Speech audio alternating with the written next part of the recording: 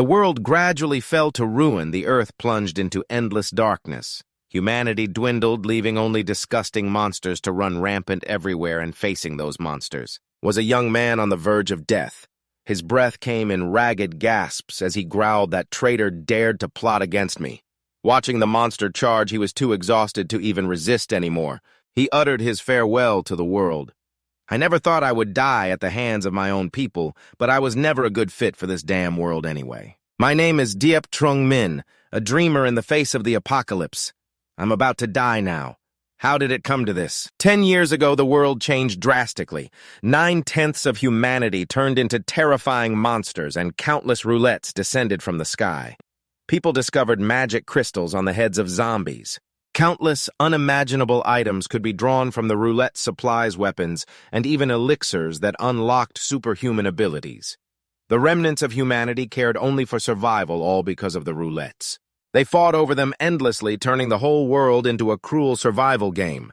As for me to survive, I could only choose to obey, abandoning my principles as a human.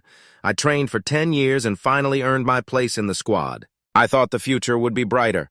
I thought if I just tried hard enough, there would be a path to survival. It should have been that way, right? I never expected to die in the end because of a teammate's plot. Is this how my game ends? After Diep Trung Min closed his eyes, he suddenly jolted awake. Turning his head, he saw a beautiful girl lying beside him. Bach the thee, is this a dream or a side effect of the stone? Didn't she die a long time ago? This is my home, the house from before the disaster 10 years ago. Just a moment ago, I was... Don't tell me I've been reborn. October 9th, 2022. This is the very day that hell on earth began. Do I have to go through it all again? No, that's not right. Being reborn is a chance to turn the tables. My experience from 10 years in the apocalypse is my most valuable weapon. Finishing his thought, he quickly grabbed a bucket and a knife and immediately began to prepare supplies. Bak Thi, hearing the noise, woke up, her voice sleepy. Trung Min, where are you going? Diep Trung Min ignored her, not bothering to answer. He opened a closet to get his things, thinking to himself, this is the memento my parents left me. I couldn't bear to use it before, but now is the time. After the apocalypse, money will be useless. Seeing him remain silent, she got a little annoyed and yelled, Diep Trung Min, I'm asking you a question. Where are you going? He didn't hide it anymore. Women only slow down the speed of my sword draw. Let me tell you, you and Tan Quan are having an affair. The caressing and comforting just now was just charity for me, wasn't it? She trembled slightly and asked Tan Quan, Trung Min, what are you talking about? In my past life, during the early stages of the apocalypse, I did my best to protect this woman. Bak Thi, and yet she chose to leave me to rely on Tan Quan. Diep Trung Min, speak clearly. What right do you have to slander me and Tan Quan? You're just jealous because he's handsome and rich. You're a despicable person, despicable my ass. This thigh, for old time's sake, I'll give you one last warning. Be careful of Tan Quan. He's not someone who will stick with you through thick and thin. He'll end up trading you for 3 cans of beer. She wouldn't believe me now anyway. I've said my piece. No more wasting time. I have more important things to do. With that thought, he coolly turned to leave while she continued to scream from the bed. I'm the one who dumped you. I dumped you first. To prepare for the coming doomsday, the first step is to gather tools and medicine. Scene change outside, he hailed a cab, gave the driver a stack of cash to the nearest hospital, and step on it.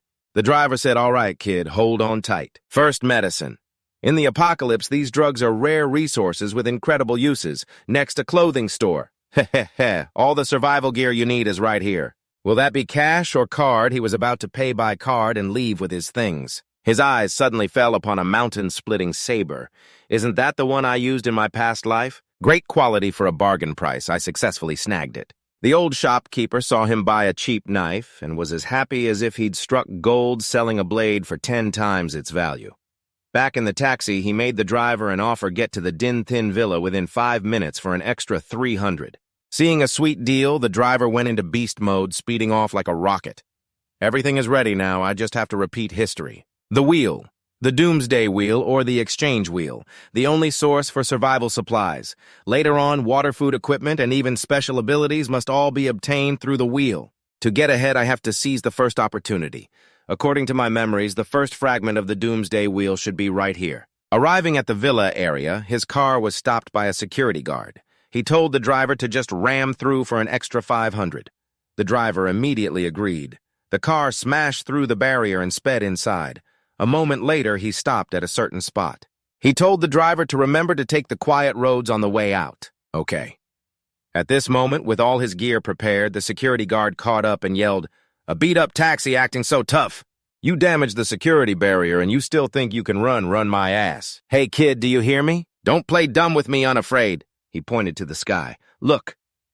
The security guard looked up, his jaw dropping. "What is that?" "It's exactly like 15 years ago. Why did it have to leave the wheel behind?" "The apocalypse drives humanity to slaughter one another. If everything is destined to repeat, if this survival game is still going to happen, then this time I will seize the opportunity to become stronger. I will not waste this second chance." For those who don't know, the object in the sky is the Golden Holy Light warship. The two security guards scrambled to pull out their phones and record while his face turned pale. So soon. "The Golden Holy Light warship has already begun its attack." He immediately turned and fled. The warship's attack lasted for 5 straight minutes. After those 5 minutes, the world turned into a living hell. This must be the location of the wheel. The first wheel. Once the warship stops its attack, the wheel will appear. With that thought, he rang the doorbell, pretending to be a delivery driver to get into the house. The person inside realized he wasn't with a delivery service. A very cute girl walked down the stairs, her voice sharp. "Who the hell are you? Get out now or I'm calling the police." A girl with no fighting ability. "What do you really want?" Before she could finish, an explosion echoed from outside. The Holy Light warship was firing frantically, releasing something like capsules that opened up to spread a green toxic gas. It caused people to mutate into hideous creatures. The apocalypse had begun. Humans began to tear each other apart as cries for help echoed all around. She started to panic. "What's happening outside? Why are so many people screaming?" "If you don't get out of here, I'm calling security." Then a bright light flashed from the kitchen. He realized it was here and immediately rushed in. She followed, stunned at the sight before her. What is this?" Just as expected, the exchange wheel appeared. In its center was a gray crystal, a level 1 wheel, the lowest rank. So this is what he was looking for. "But why is it in my house seeing a potion on the wheel?" He grinned. It was a strengthening potion, the most valuable reward from a level 1 wheel. It can double or even triple your stamina. If I had 5 level 1 crystals, I could exchange for it right now. Suddenly, he broke into a cold sweat. "Why are there 7 slots? This wheel requires 7 level 1 crystals, 2 more than normal. There must be a more important item on this wheel." "You know what this is, don't you? Say something." On the wheel's turntable, he noticed something strange. A lucky card. Unable to contain her curiosity, she grabbed his shoulder. "What are you talking about? What is this wheel and what lucky card? This girl, she hasn't turned into a zombie yet. This proves it's resistant to poison gas, or it could be a lucky assistant card, a special power-up card, for example, one that greatly boosts your 5 senses and physical strength or gives you a companion beast. I explained it so clearly and you still don't believe me. Cut the crap. Are you playing a game or something? Are you high a companion beast? Only a ghost would believe you. Just go outside and listen, will you?" The screaming outside has stopped. You're right. A moment ago there were horrific screams and now it's completely silent. What in the world is going on out there? Are you an idiot? Going out there is suicide. But her hands moved faster than her brain, rushing to open the door. Instantly, a zombie stuck its head in and lunged to tear her apart. She panicked and let out a piercing scream, so he sliced the zombie into 2 pieces with a single slash. Then he struck a super cool pose. She was frozen in fear. He grabbed the zombie's head and pulled out the crystal on it. She quickly analyzed that the thing he wanted was the crystal on the monster's head. "It looks just like the crystals on the roulette wheel." Suddenly, 2 more zombies charged at them. He continued to look cool, shielding her. With one slash, one was history, and with another, the other one was toast. Seeing him finish off the 2 zombies so cleanly, she was smitten. So handsome. She immediately asked for his details. "Who are you? Since you asked, I'll answer," he said gently. "Yeah, Jungming, what's your name? I'm Mo Xingfei." Hearing the name Mo Xingfei, he instantly broke into a cold sweat. Mo Xingfei. Don't tell me she's the legendary 9-star powerhouse from 5 years in the future. Why is it her? Big brother, yeah, what in the world is happening? The Earth has been attacked just as you can see. Most people have turned into zombies. What the hell, an attack? Turned into zombies, I don't know who attacked Earth either. I just know that a small number of humans were unaffected. They didn't turn into zombies just like you and me. Then what are we supposed to do? Will the government and the military come to rescue us? Like hell they will. Just a few minutes ago, the government and the military completely collapsed. Outside is now a world of zombies. Hearing that Xing Fei was so shocked her soul nearly left her body. No matter how I look at her, she's just an ordinary woman. Can she really become a 9-star powerhouse? If she reaches that level, she must have some extraordinary trait. Besides, I need an assistant. Let me tell you a bit about the rules of survival in this zombie world.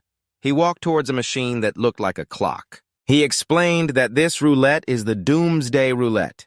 Most of the weapons and supplies in the zombie world come from it. To spin the roulette, you need to fill all the empty slots to get the items on it. This shape looks a lot like the thing you took from the zombie's head. Don't tell me it's this gray zombie crystal. After filling the slots, you can spin the roulette one time. Does that mean we have to kill 7 zombies to spin the roulette once? Yes. The more valuable the rewards on the roulette, the more zombie crystals you'll need. You mean there are many types of roulettes.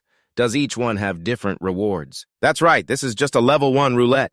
Big brother, yeah, how do you know all of this information? Are you a transmigrator? Or maybe the main character of some novel? He broke into a sweat at her question.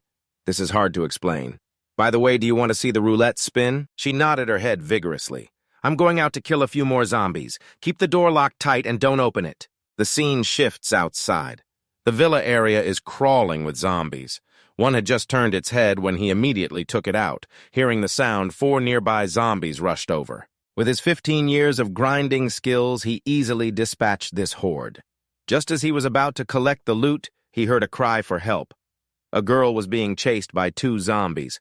Seeing him, she immediately hid behind his back. He made short work of those 2 with just a few slashes. Suddenly, the girl from before started howling like a mad dog. Her face twisted and she attacked him. Unsurprised, he quickly sent her on her way with a flick of his wrist. A moment later, he returned with a pile of crystals. Hin Fai praised him endlessly. Brother Diep, you're so amazing. To get 11 zombie crystals, and with the 3 from before, we can draw a prize 2 times. All right, I'll show you how the prize wheel draw works. He approached the prize wheel and inserted each crystal. The crystals disappeared and the wheel began to spin. He prayed to get a strengthening potion, but some prayers just don't get answered. The prize wheel landed on the receive 4 jars of delicious fruit jam space. He could only weep.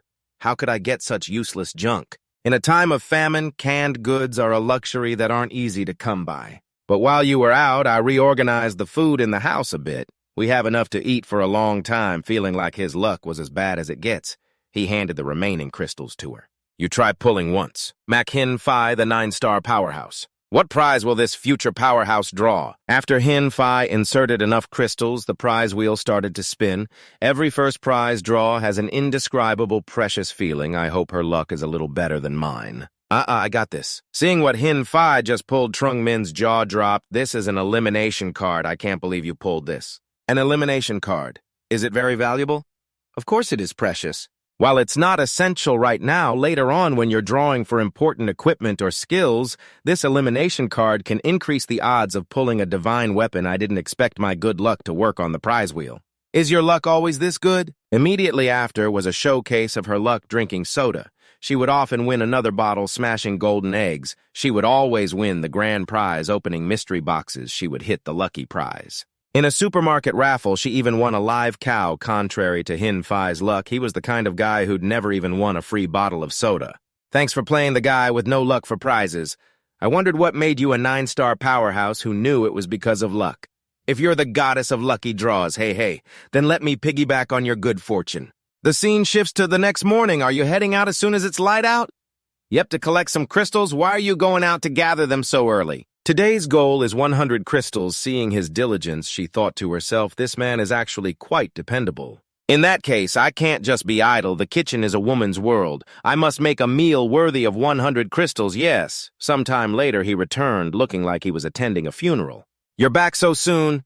Yeah, I have one piece of good news and one piece of bad news. Which do you want to hear? Let me hear the good news first. The good news is that in this area, besides us, there are no other normal humans left. I've killed all the zombies in this area. You're really incredible. So what's the bad news? I've killed all the zombies in this area. There are only a few crystals. It's okay, that's still enough for a few draws. I turned this entire area upside down and could only gather this handful of crystals. I'm feeling a little hungry. Is there anything to eat? Oh, she did.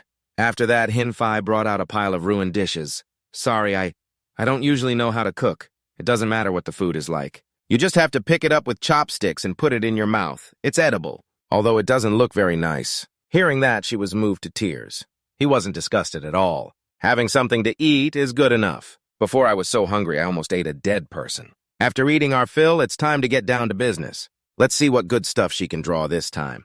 Then she drew a gun and a crossbow.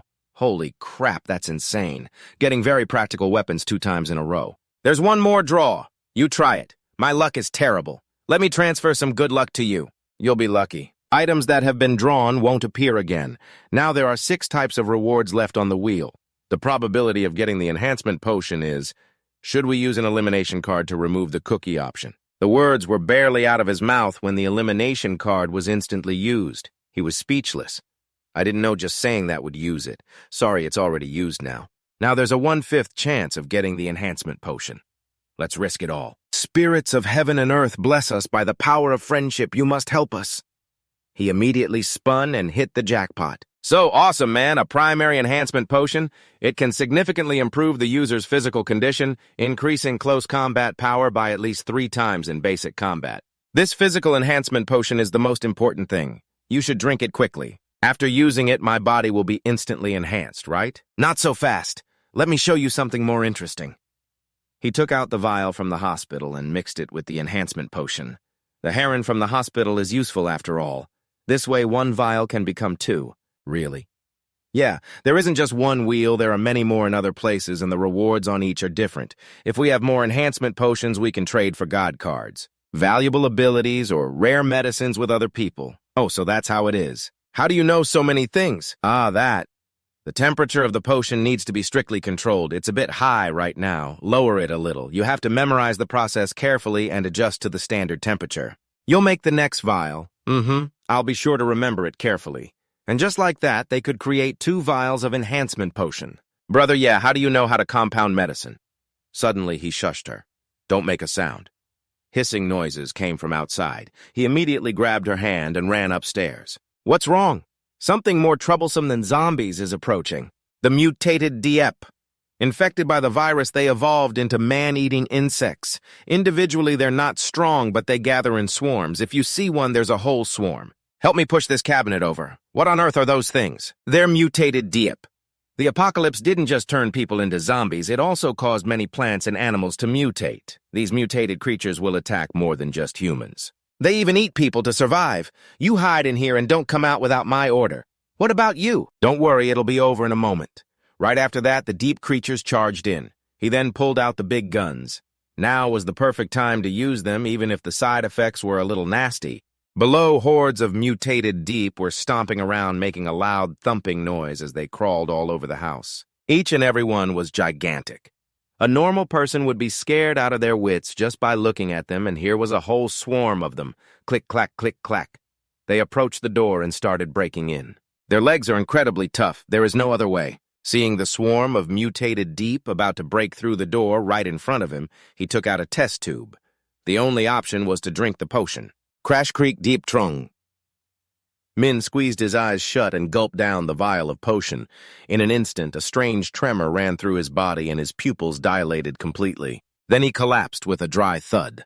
Ah! He screamed in agony. Ugh! Meanwhile, a mutated Deep kicked the door open and burst in while he was writhing in pain. Ah! Squeak. It lunged forward, followed by the whole swarm of Deep that swarmed over the fallen Deep Trung Min. He was almost completely surrounded, lying motionless. Suddenly, the potion's effect kicked in. He swung his blade, slashing horizontally at the nearest Diep's head. Thwack! After the slash, he leaped forward. Just like that, one Diep's body was in one place, its head in another, green blood splattering everywhere. He had lopped its head clean off. The others rushed forward, and he stepped on one to launch himself high into the air. It really hurts. His eyes turned fiery red as he mumbled, his killing intent flaring up. Another Diep lunged at him as if to avenge its comrade, giving him no room to breathe. Damn it, this pain is killing me! He roared, his eyes bloodshot. A faint mist appeared around him. Swish, swish! He spun around, slashing at 3 of the creatures that lunged at him at once. It was an incredibly clean cut, not a single wasted motion. Arr, he yelled, his eyes showing not a trace of fear. Swoosh, swoosh! He continuously slashed at the mutated Deep one after another, cleaving them in 2 with a single strike. His blade was covered in green blood, which dripped down drop by drop. Pant, pant, he gasped for breath, surrounded by the corpses of the mutated Deep. Deep Trung Min scanned the area before heading downstairs.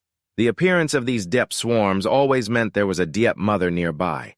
If he did not eradicate the root of the problem, it would never end. He frowned, using memories from his past life to search for the Diep mother. Hiss, hiss, hiss. The Deep mother appeared from behind him. Deep Trung Min sensed it immediately. What a coincidence. He spun around to see the Diep mother who had shown up uninvited. Even better. A whole nest in one go. The massive Diep mother advanced towards him. Its children lay scattered on the ground. The mutated Diep mother said nothing. Crackle, crackle! The Deep mother spat mucus at him. He leaped forward. Sizzle.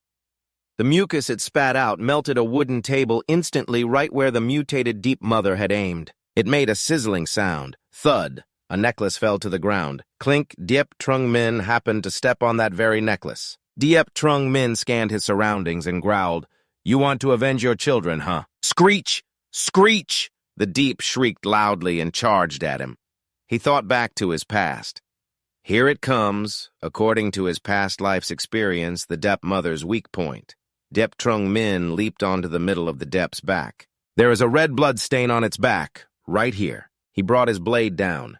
Green blood gushed out. Crackle! The Diep mother shrieked in pain. Die! He swept his blade across it, and with every slash, more green blood poured out. It is over. He gave his blade a twirl. The Deep mother collapsed motionless. He jumped off the creature's corpse. Deep Trung Min rolled his shoulders. The more strength I use, the side effects become more obvious. It hurts like hell. The door creaked open. "Come on out, it is okay," he said in an extremely tired voice. Mak Kin Phai rushed over and hugged him tightly. Diep Trung Min was stunned. "Hey, you." For a moment, he did not know what to do. Mak Kin Phai was trembling all over as if in extreme fear. He gently patted her back to comfort her. "You are crying over a small thing like this. This is the apocalypse." A tear rolled down her cheek. He comforted her. "In the apocalypse, the most worthless thing is tears. Who has time to cry? Ugh, it stinks in here, and it is so dark." Mak Kin Phai wiped her tears, pretending to be strong. Her face turned completely red. "Is that so?" he asked again. She turned her head away. "It is not what it looks like. With so many insect corpses like this, how are we going to clean this up?" She looked over at the slain mutated Deep and sighed. "There is green blood everywhere." He pointed and said, "This is good stuff delivered right to our doorstep." Hearing that, she pinched her nose. "Good stuff. It's extremely hard to understand," he explained. "Right now, we can still find food in supermarkets and abandoned houses, but in 1 year, food will become an incredible luxury." She asked back, "Is it because the mutations will make it impossible to get food through farming or raising livestock anymore?" Diep Trung Min nodded. "Correct. In the future, there will be 3 main food sources leftover plants that haven't spoiled rewards obtained from the wheel, and the third type is jerky made from carcasses, from the bodies of these insects." She covered her mouth, eating insect carcasses. Looking as if she couldn't process it for a moment, he said, "Well, eating insect carcasses is better than eating people." He mentioned a terrifying thing that often happens in the apocalypse: cannibalism. Diep Hin Phi was terrified. Perhaps in her whole life she never imagined people would eat other people. Trembling as she butchered the pile of insects, its 8 legs were still twitching. Diep Hin Phi wore an apron and held a knife in each of her 2 hands. She was even wearing a mask. "Ah, it's still alive." She brought one knife down with her, 2 eyes shut tight as if she didn't want to see the gruesome sight. He said cheerfully. "You're doing a great job harvesting the meat." Thud, thud, she chopped down on the board piece by piece. Diep Hin Phi took off her mask after hearing him speak, and he added, "Ugh, so disgusting." "Are you planning to go out?" "Yeah, I'll be going a bit farther this time. We need more crystals and information about the surroundings." He nodded. "All right, I'll turn this meat into jerky." She nodded, then got up and walked over to him as he continued to prepare the enhancement potion. "Trust me," Diep Trung Min told her with firm conviction, "I will definitely come back." And then he went outside fully equipped while she saw him off from the doorway. Diep Hin Phi's heart was full of worry, but she also had faith that he would surely be all right. As afternoon fell, he ran swiftly into the city. Countless zombies with their guts spilling out lay strewn along the road. Their blood had turned green. They truly had no semblance of humanity left. Thump, thump, thump. He ran past without a moment's hesitation. Help me over there," someone's voice cried out. Diep Trung Min, who was running, stopped short and then looked back. What an idiot, screaming so loudly. Are they trying to lure every last zombie in this city over? He cursed under his breath and then ran towards that spot. Even though it was the apocalypse, he still had a kind heart. He couldn't just watch someone die and not save them. Help me. That girl was crying her eyes out, looking as if she was completely unable to move. Smack! He immediately clamped his hand over her mouth, not letting her say another word. He cursed, "Shut your mouth, I don't want you to get me killed," he growled. Thump, thump, but over here. The zombies had already been lured over by the girl's voice. A whole horde looked over at the two of them, and then charged forward. The girl's jacket was ripped off as he reached out and forcefully pulled her back from the zombie horde. Damn it to run into someone this stupid. He let out a curse. Swoosh! He then drew the blade he carried with him. Swish! One horizontal slash sent a zombie's head flying while he held the girl in his arms. Thud! The zombie's head fell to the ground. An incredibly clean cut coming from Dip Trung Min's position. That zombie's body also collapsed after its head. There are too many, run now, he yelled, throwing the girl to one side. His hands also didn't stop slashing. Swish, swish, like that fruit slicing game we often play. One slash, one head fell. The girl immediately ran away, still crying. After that, she ran to the front of a house. Without a word, she immediately rushed inside. Click, clack! The door opened. Gasp, gasp. After carefully closing the door, she finally rested and caught her breath, feeling exhausted. That girl was still crying silently, not making a sound. Hurry up and get in the door. She peeked her head out and called to him while he was still focused on slashing away, swish, swish. Hearing her, Ye Jong-ming turned and ran back to where the girl was. The horde of zombies was still right behind them. Just as he was about to get inside, they reached for him. Ugh. Clack, clack. The moment he got in, he immediately slammed the door shut, but a hand stopped it. It was a zombie's hand holding the door, yet Jong-ming was surprised, and so was the girl. I can't believe they're so fast. It's too late to block them. We have to run up the stairs. The zombies were still hot on their heels. Thud, thud. The two of them ran relentlessly to a higher floor. He was faster and led the way while the girl struggled to keep up. Huff, huff. The girl stopped, gasping for breath. Just then, a zombie that had caught up grabbed her by the leg. Ah, the girl screamed. He had to turn back. Yet Jong-ming frowned, then scooped her up into his arms. With one slash of his blade, he cut off the zombie's hand. Swish. Huff, huff. The girl ran behind Ye Jong-ming as he covered their retreat. A horde of zombies surged upwards like an unstoppable tide. Voom. Suddenly, something began to glow, filling the entire area with a blinding light. He and the girl turned to look back. Seizing the moment while the two were distracted, the zombies charged forward. Whoosh! Something streaked down from the sky like a shining comet. Ye Jong-ming immediately recognized it. The Secret Realm Key. The Secret Realm Key has appeared. The Secret Realm Key is said to be one of the most valuable items in this apocalypse. It's the only way to access the Secret Realm, a land brimming with the hope of survival. He and the girl watched as the Secret Realm Key slowly descended. In his past life, every single high-level expert craved it. In this life, Ye Jong-ming looked at the key. A deep ambition ignited within him. In this life, the Secret Realm Key must belong to me. I'll watch out behind you. The girl shrieked in terror. Damn it. The zombies had already caught up to them. One of them even went for his family jewels, but luckily an alarmed Ye Jong-ming instantly jumped back and threw a punch at that zombie. With one punch, it spewed out its green blood. A normal person would have needed reconstructive surgery after that. Damn it, he cursed. That was too close. I almost lost my future generations. The zombie horde continued to surge forward like a relentless flood. Ye Jong-ming drew his dragon-slaying saber, calculating that the width of the staircase was ideal for both attacking and defending. You monsters, it all ends here. He took a deep breath, gathering his strength. All right then, I'll take care of every single one of you, grr. The first zombie lunged forward, but Ye Jong-ming remained completely calm. Swish, one clean slice from his saber said it all. The zombie's arm dropped to the floor instantly, and its blood splattered onto the girl. The severed arm flew past her face. Her mind flashed back to the past. Just a few days ago, she had everything she ever wanted. She was a streamer chasing fame and fortune. Her family was harmonious and happy. She was studying at a prestigious university. I was on top of the world. Looking at the zombie in front of her, the memories flashed through her mind. Then suddenly everything changed. Zombies appeared and started biting people. Everyone in her family turned into a zombie. Even her father. Terrified, she fled. I've lost everything. Sob. Sniffle. She squeezed her eyes shut, unable to face the truth as tears streamed down her cheeks. The girl sank to the ground. This is terrifying. Am I going to die? Stop spacing out, Ye Jongming said, having dealt with all the zombies. He turned to the girl. Get up, we need to keep moving. She looked up just as Ye Jongming finished off one more zombie while his other hand choked another. When it was over, he released his grip and the zombie's body dropped to the floor with a thud. The girl's eyes widened in shock. You killed all of them? Ye Jongming wiped the sweat from his face after the fierce fight, exhaled and said, if you don't want to die, then stop spacing out. He walked on ahead, his thoughts consumed by the secret realm key. I have to find it fast before it's too late. The girl stood up and said to him, I thought I was dead for sure. This man is so strong, she thought, watching his retreating figure. Ye Jongming scanned their surroundings, then told her, the roof. From here it connects to the building ahead. We should be able to get down from there. Okay, the girl instantly agreed. He had already plotted the course in his mind. Down from the building ahead crossed 2 more streets, and that's where the secret realm key fell. Thump, thump. He walked with a steady pace. But when the 2 of them arrived, they stopped dead in their tracks, stunned by the scene. It was a cluster of giant, ceaselessly growing vines. The girl approached cautiously, confused. Why are there vines blocking the path here? What's more, they're moving. She reached out to touch one.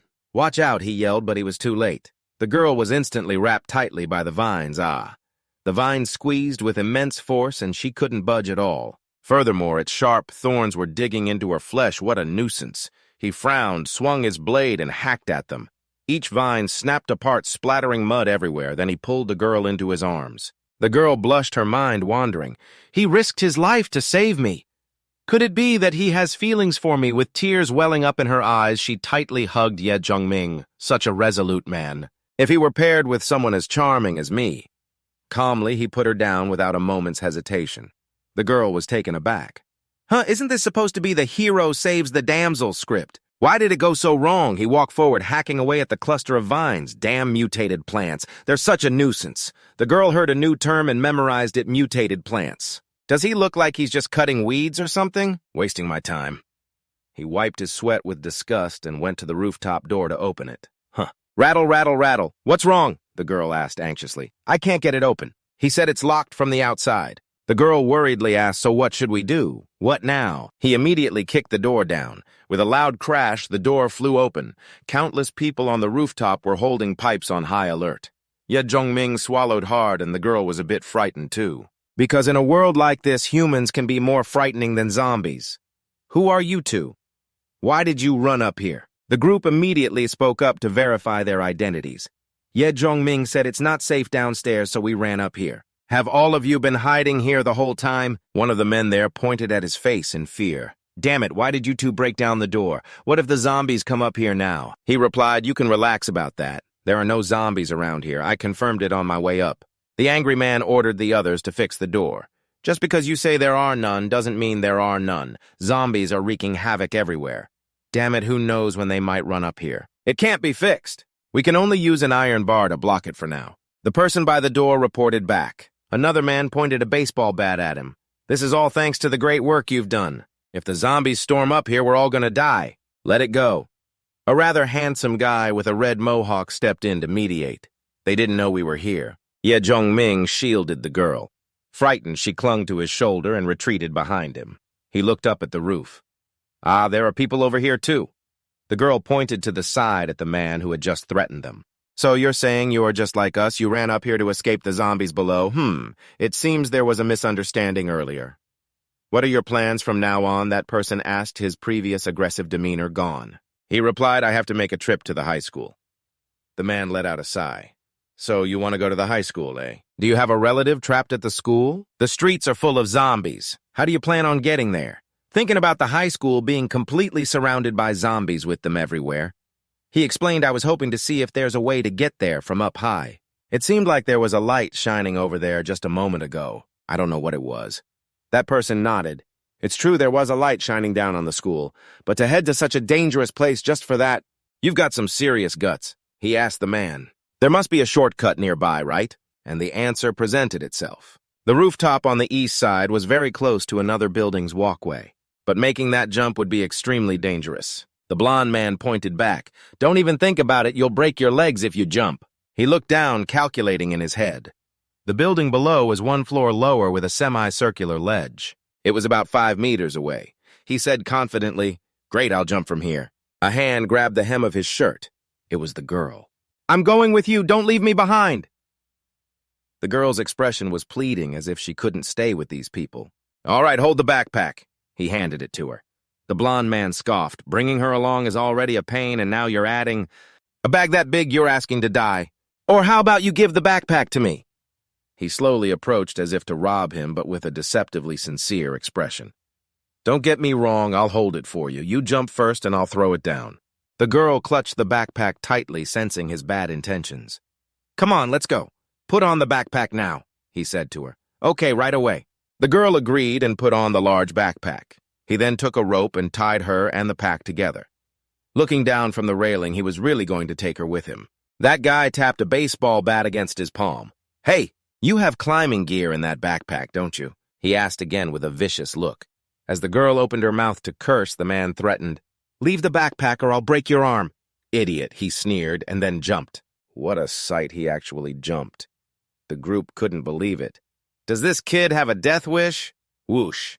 He and the girl flew across to the roof of the other building. Below were countless zombies. A fall would mean certain death. Thud. He landed safely with the girl on the other building.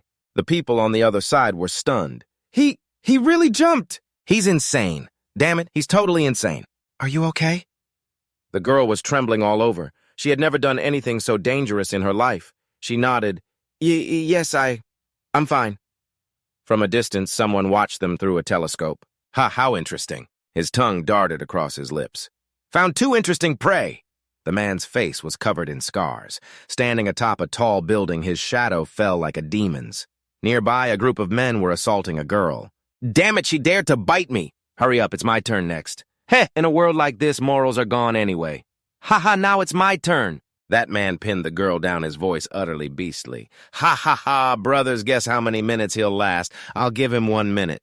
About as long as this cigarette." The others just laughed among themselves. "In your dreams. In this dump you can't even find wine, but at least we got a pack of cigarettes off this damn old man." "That's strange.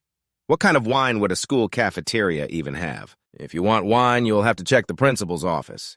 There are already people in the school. What about those trapped students?" They discussed amongst themselves. "We wait for the boss's order."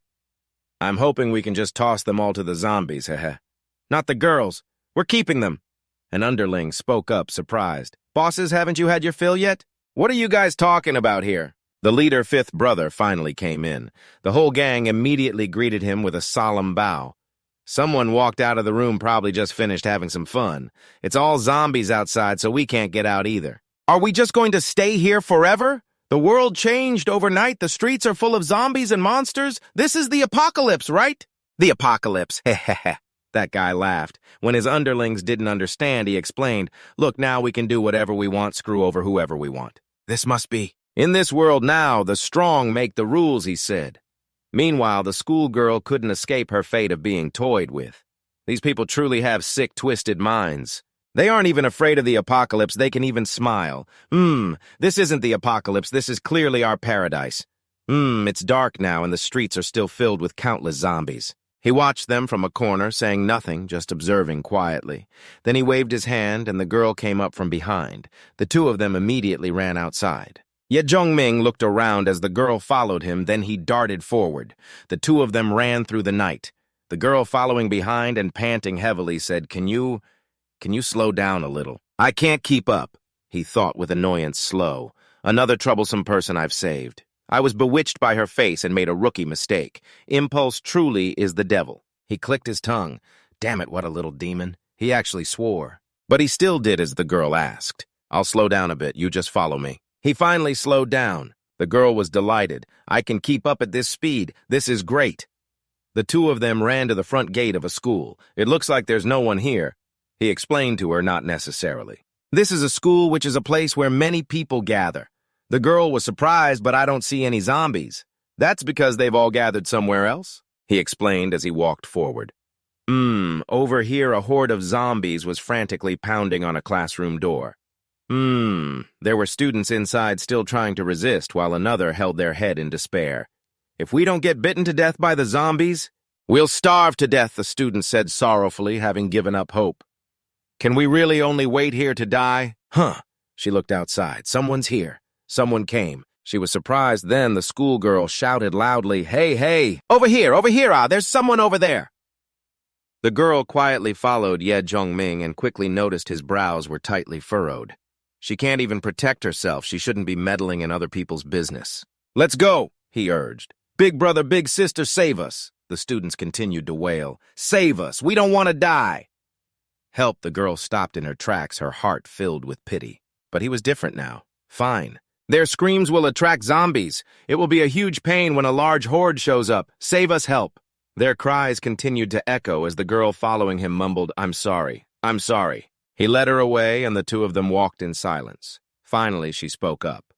I'm sorry, but could we really not have saved them?" Ye Jongming frowned. "A bleeding heart like this will die young." He explained they must have been surrounded by zombies at the door and they were screaming that loudly. "Who knows how many zombies have gathered there by now? I'm not skilled enough to save them. If you feel so strongly, go save them yourself." Only then did the girl push aside her compassion and regain her senses. He reminded her, "This is the apocalypse. I hope you won't be an impulsive fool again." This was also a lesson for himself.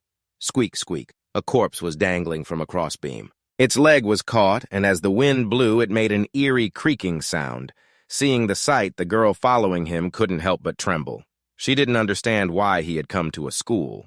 Could there be a way to avoid the zombies here? Full of questions, she decided to ask him. "Thank you for saving me. I still don't know your name," he replied with a smirk. "Thanking me for saving your life, are you? A thank you should come with a little sincerity. You think you can boss me around with just one sentence? I risked my life to save you." He stepped forward with a half smile as the girl trembled. "What do you want?"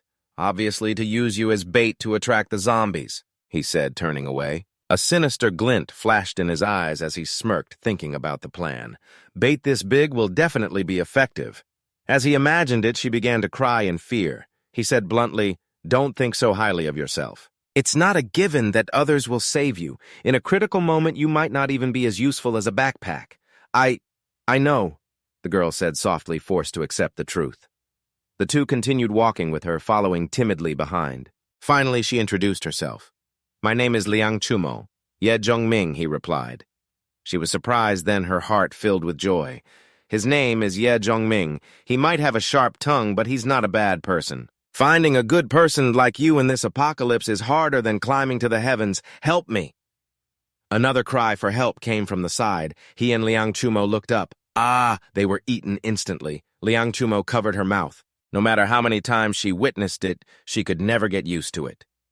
He thought, "From this angle, I can see where the key dropped. Hide yourself well." Then he ran off. She called after him Ye Jongming, but he acted as if he did not hear. He reached a drain pipe and climbed it as nimbly as a monkey. A zombie in a classroom heard the noise. He burst in and kicked the zombie's face. Crash! The glass door shattered. He landed safely. Bam! The zombie flew backward. Swish! He swung his blade and with one slash sent it to meet its maker. Sob, sob. The children hugged their teacher tightly, crying. "Thank you," the teacher said. "Thank you for saving my students." She held two female students in her arms, but he acted as if he did not hear, looking out the window instead. "Just as I thought. From this angle, I can see the drop point of the secret realm key." Teacher F.A. walked over, closing the eyes of a student who had turned into a zombie. "Xiao Qiang is dead." She said to him, "You are so skilled. Can you lead us out of here? Of my other students, only these two girls are left." Ye Jongming replied, "I came to this school to find something. If you tell me where it is, I will protect you until you reach a safe place." The three of them were surprised. Teacher F.A. asked, "What are you looking for?" He pointed outside. "Do you see that beam of light shining down from the sky? Where did it shine down?" The two students beside her shook their heads while Teacher F.A. remained silent. She said, "Wait. I saw it, but I have a condition. You have to save the three of us, then I will tell you." "Setting conditions are you," he frowned. "How can you prove you saw it? That sounds like a bluff. In this world, the first rule is to trust no one." Teacher F.A. immediately described the beam of light. That beam of light appeared in the sky like a daytime shooting star and fell somewhere in the school. She had indeed seen it. He had no choice but to go along with her. He asked, "Where is that place?" Teacher F.A. replied, "If I tell you and you leave, what will happen to us?" He turned back. "Wait here and die, or tell me the drop point and have a chance to live. The three of you choose." Teacher F.A. swallowed hard. If we tell you, will all of us be saved? He stated the harsh reality directly. There are too many zombies in this building. I can't look after all three of you. With my current strength, I can only lead 2 people out. 2 people, can't you just try a little harder? Are you even human? The 2 students were immediately frightened. Our request is reasonable. What is wrong with you? Ye Zhongming frowned. This world isn't about what is reasonable. It is only about the strong and the weak. Then he drew his knife. Choose. Who do I save? The teacher and her 2 students stood at a life-or-death crossroads. Indeed, if they did not choose, they would surely end up like the student from before. 2 students, a boy and a girl, hugged her tightly. Teacher, I'm scared. The teacher patted his head helplessly. Don't be scared, I'm here. Now choose. So who are you taking? Diep Trung Min asked again. Teacher Fat answered, I'm not choosing anyone. Take my 2 students. In the end, she chose to sacrifice herself. The 2 students couldn't bear it. He nodded. All right. I'll lead them to safety. Now you can tell me the drop point for the noon sunbeam. Teacher Fat patted the boy's head. Wait until you've taken them to a safe floor. I'll write the location on a piece of paper and throw it down to you. He couldn't help but admire her.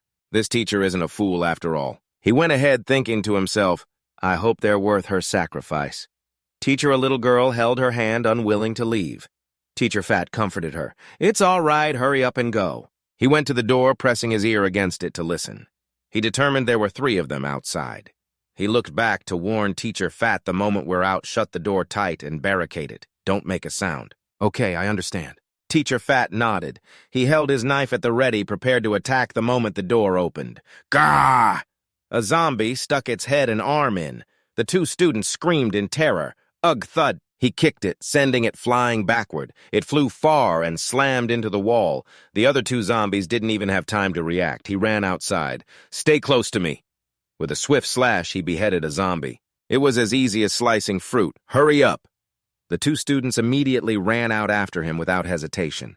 Teacher 1 student called, looking back worriedly. Teacher Fat immediately shut the door. The other girl grabbed her hand, pulling her along. Let's go, hurry. They're both clearly scared to death, yet they still try to be brave.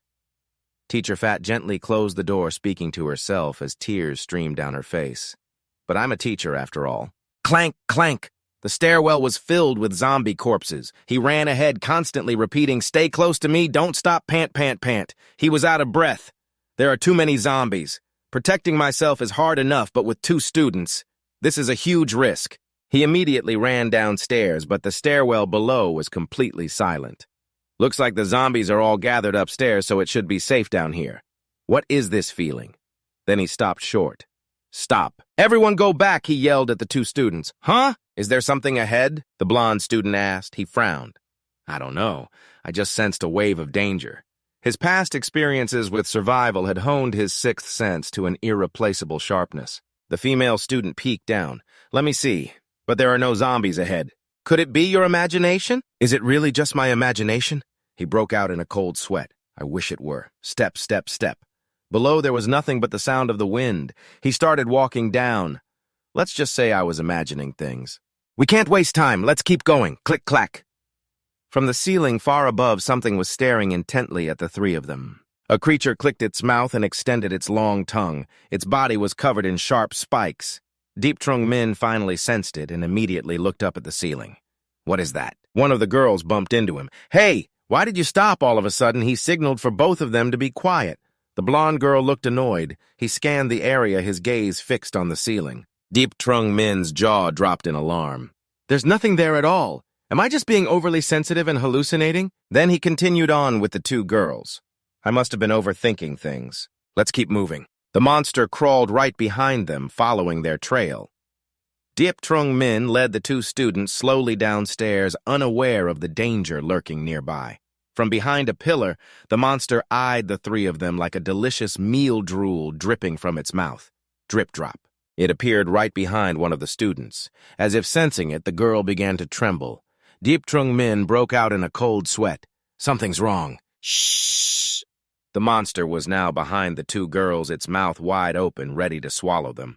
As he walked ahead, its slimy tongue licked the hair of the brown-haired student. What was that? She touched her head and looked behind her. Flesh, flesh, flesh. The monster lunged its mouth, moving constantly.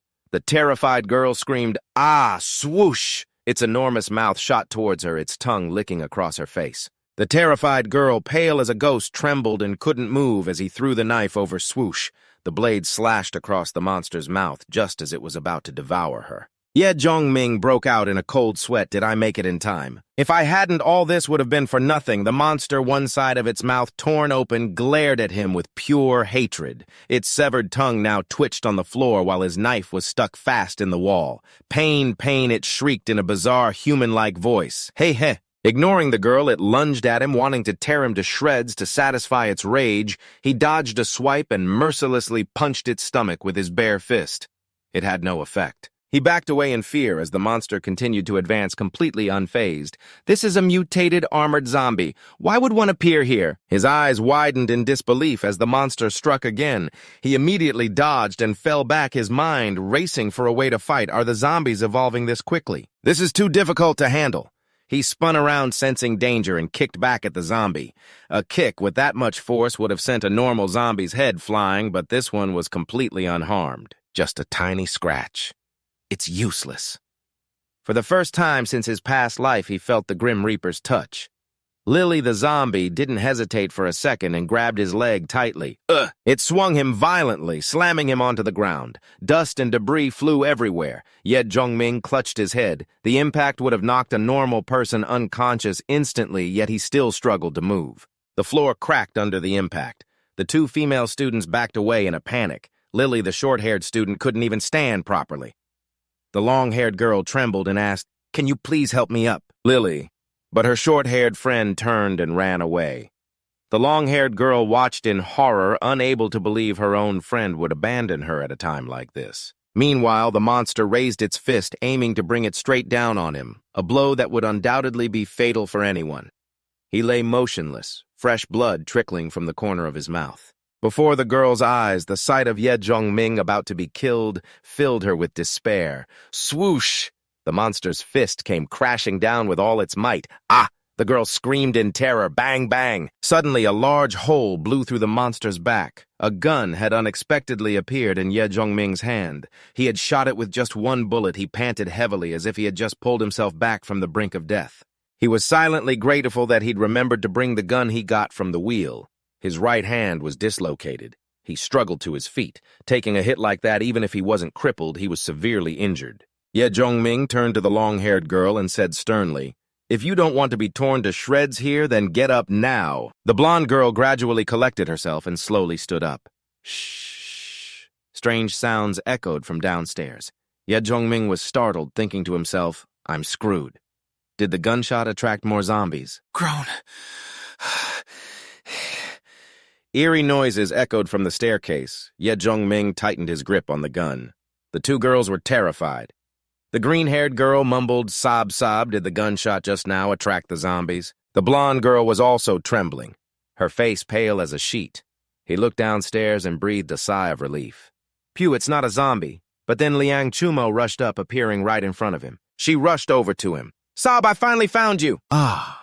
He was startled as Liang Chumo hugged him tightly as if she couldn't bear to be apart from him for a single second. She called his name passionately. "Ye Zhongming, why did you come up here?" he asked again. At this, the two female students breathed a sigh of relief. The blonde girl asked suspiciously, "Who is this person?" "She hasn't been bitten, has she?" Liang Chumo cried while complaining, "I waited for you for a long time and you didn't come down. I was scared to death. This whole building is full of zombies. Don't you want to live anymore?" She continued in a choked voice. "Just now, a classroom at the back of the building suddenly lit up. I saw those few zombies all head towards that light." She wiped her tears. "I thought maybe that light can attract the zombies. I decided to risk it all and come upstairs to find you, yes."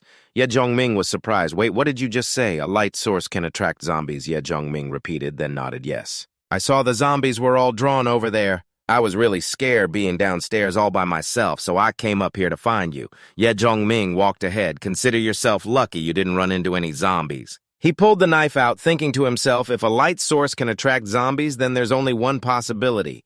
It's the light from the wheel. A determined glint appeared in his eyes as he grabbed Liang Chumo's hand. "Let's go downstairs first." Leaving the two students behind, they immediately followed when they saw them go. Liang Chumo was surprised he saved these two as well. A warmth filled her heart as the short-haired girl ran after her to explain, and the other girl nodded. "You don't hate me, do you?" Lily asked again. The blonde girl, still following, replied, "All right, fine. It's not like you did it on purpose." The three of them finally got out of the building. He glanced over at Summer, a little confused. Teacher Fa's face lit up when she saw the three of them emerge. The two students with her were surprised. Xiao Xiao whispered, "Keep your voice down. Don't let the zombies find us." Teacher Fa smiled.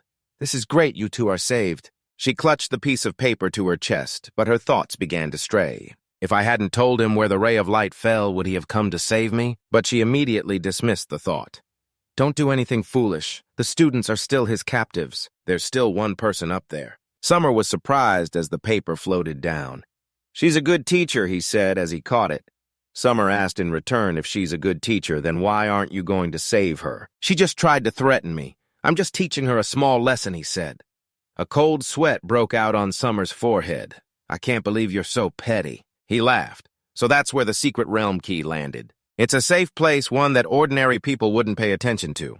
So then," he smiled, "right now there are two places to investigate. One is the secret realm key at the construction site, and the other is the glowing object Summer mentioned. It's most likely another codex.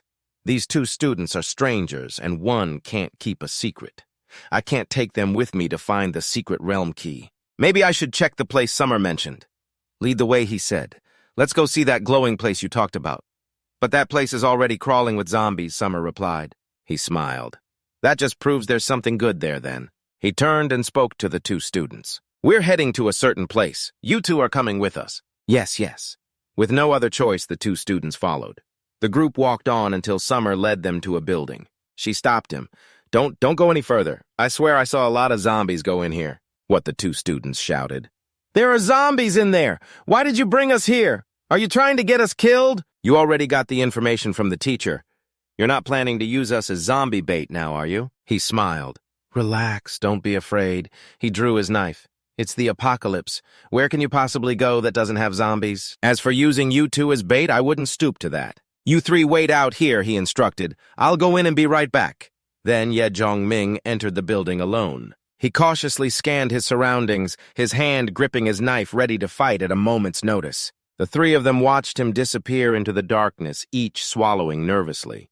After all, he was by far the strongest fighter they had. None of them wanted him to take such a risk, but they knew they couldn't stop him once his mind was made up.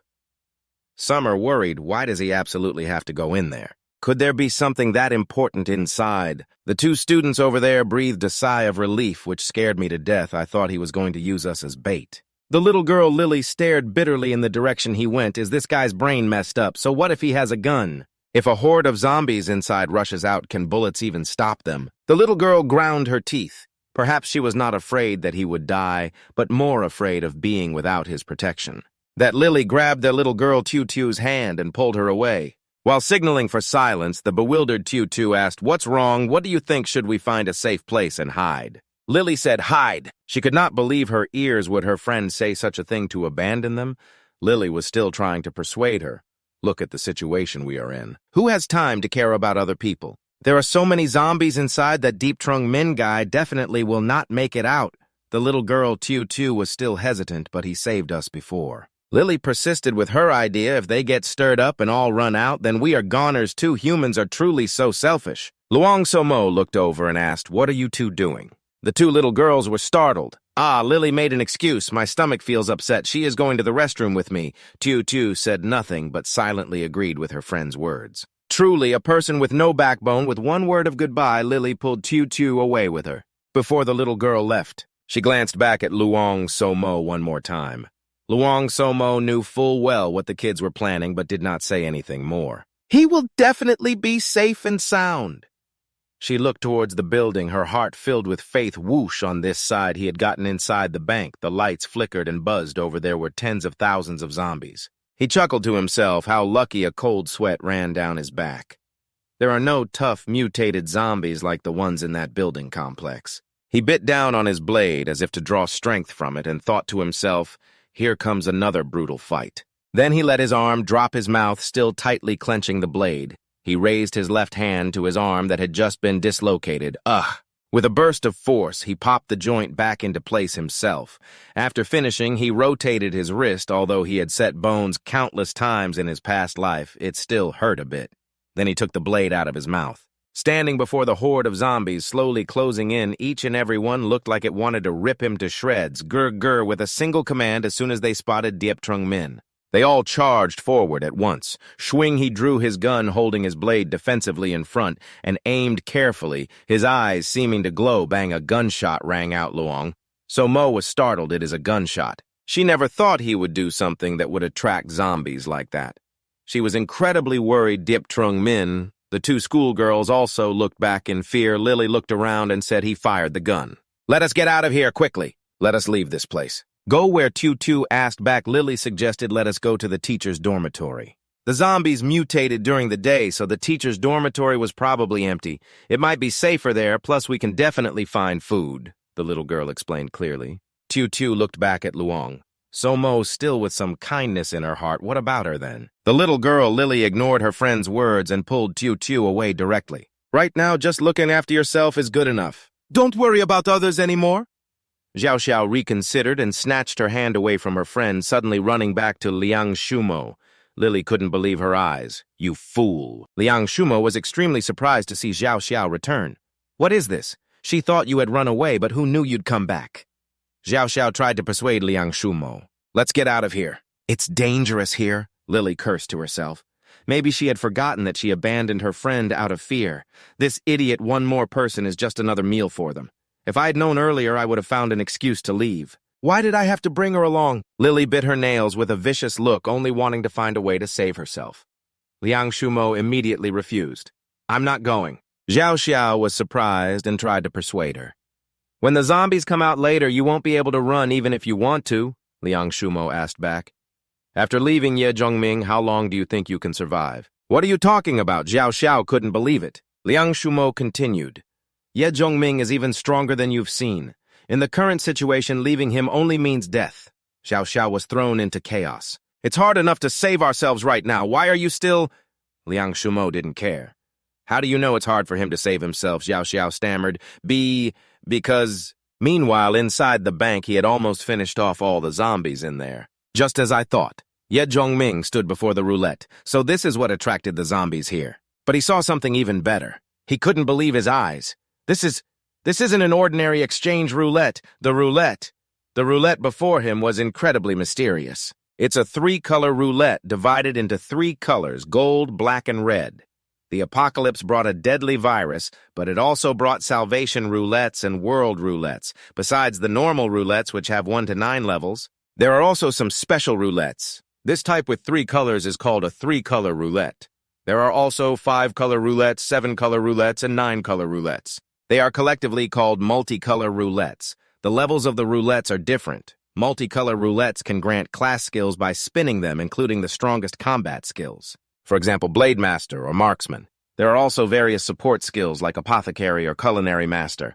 Only by obtaining the corresponding class skill can the power of equipment or supplies from the roulette be maximized. For example, if a Blade Master class also obtains a combat knife, it would be like a Master Swordsman from the movies, killing more than 10 people without breaking a sweat. The number of multicolor roulettes is only 1/5 that of the leveled roulettes, so they are extremely precious. He stood before the roulette, stunned and a little excited. "I can't believe I found one so soon. A 3-color roulette. But this type of roulette is also dangerous. If you land on the black section, it will explode like a firecracker. But the black section also has an emblem drawn on it. This means it's also a class item and won't explode." "Yeah," Zhongming muttered. "Can a jinx like me who's been unlucky for over 25 years really have this kind of luck?" Then he raised his hand and looked at it. Could it really be because Huinfei transferred her luck to me? He remembered the moment she kissed his hand.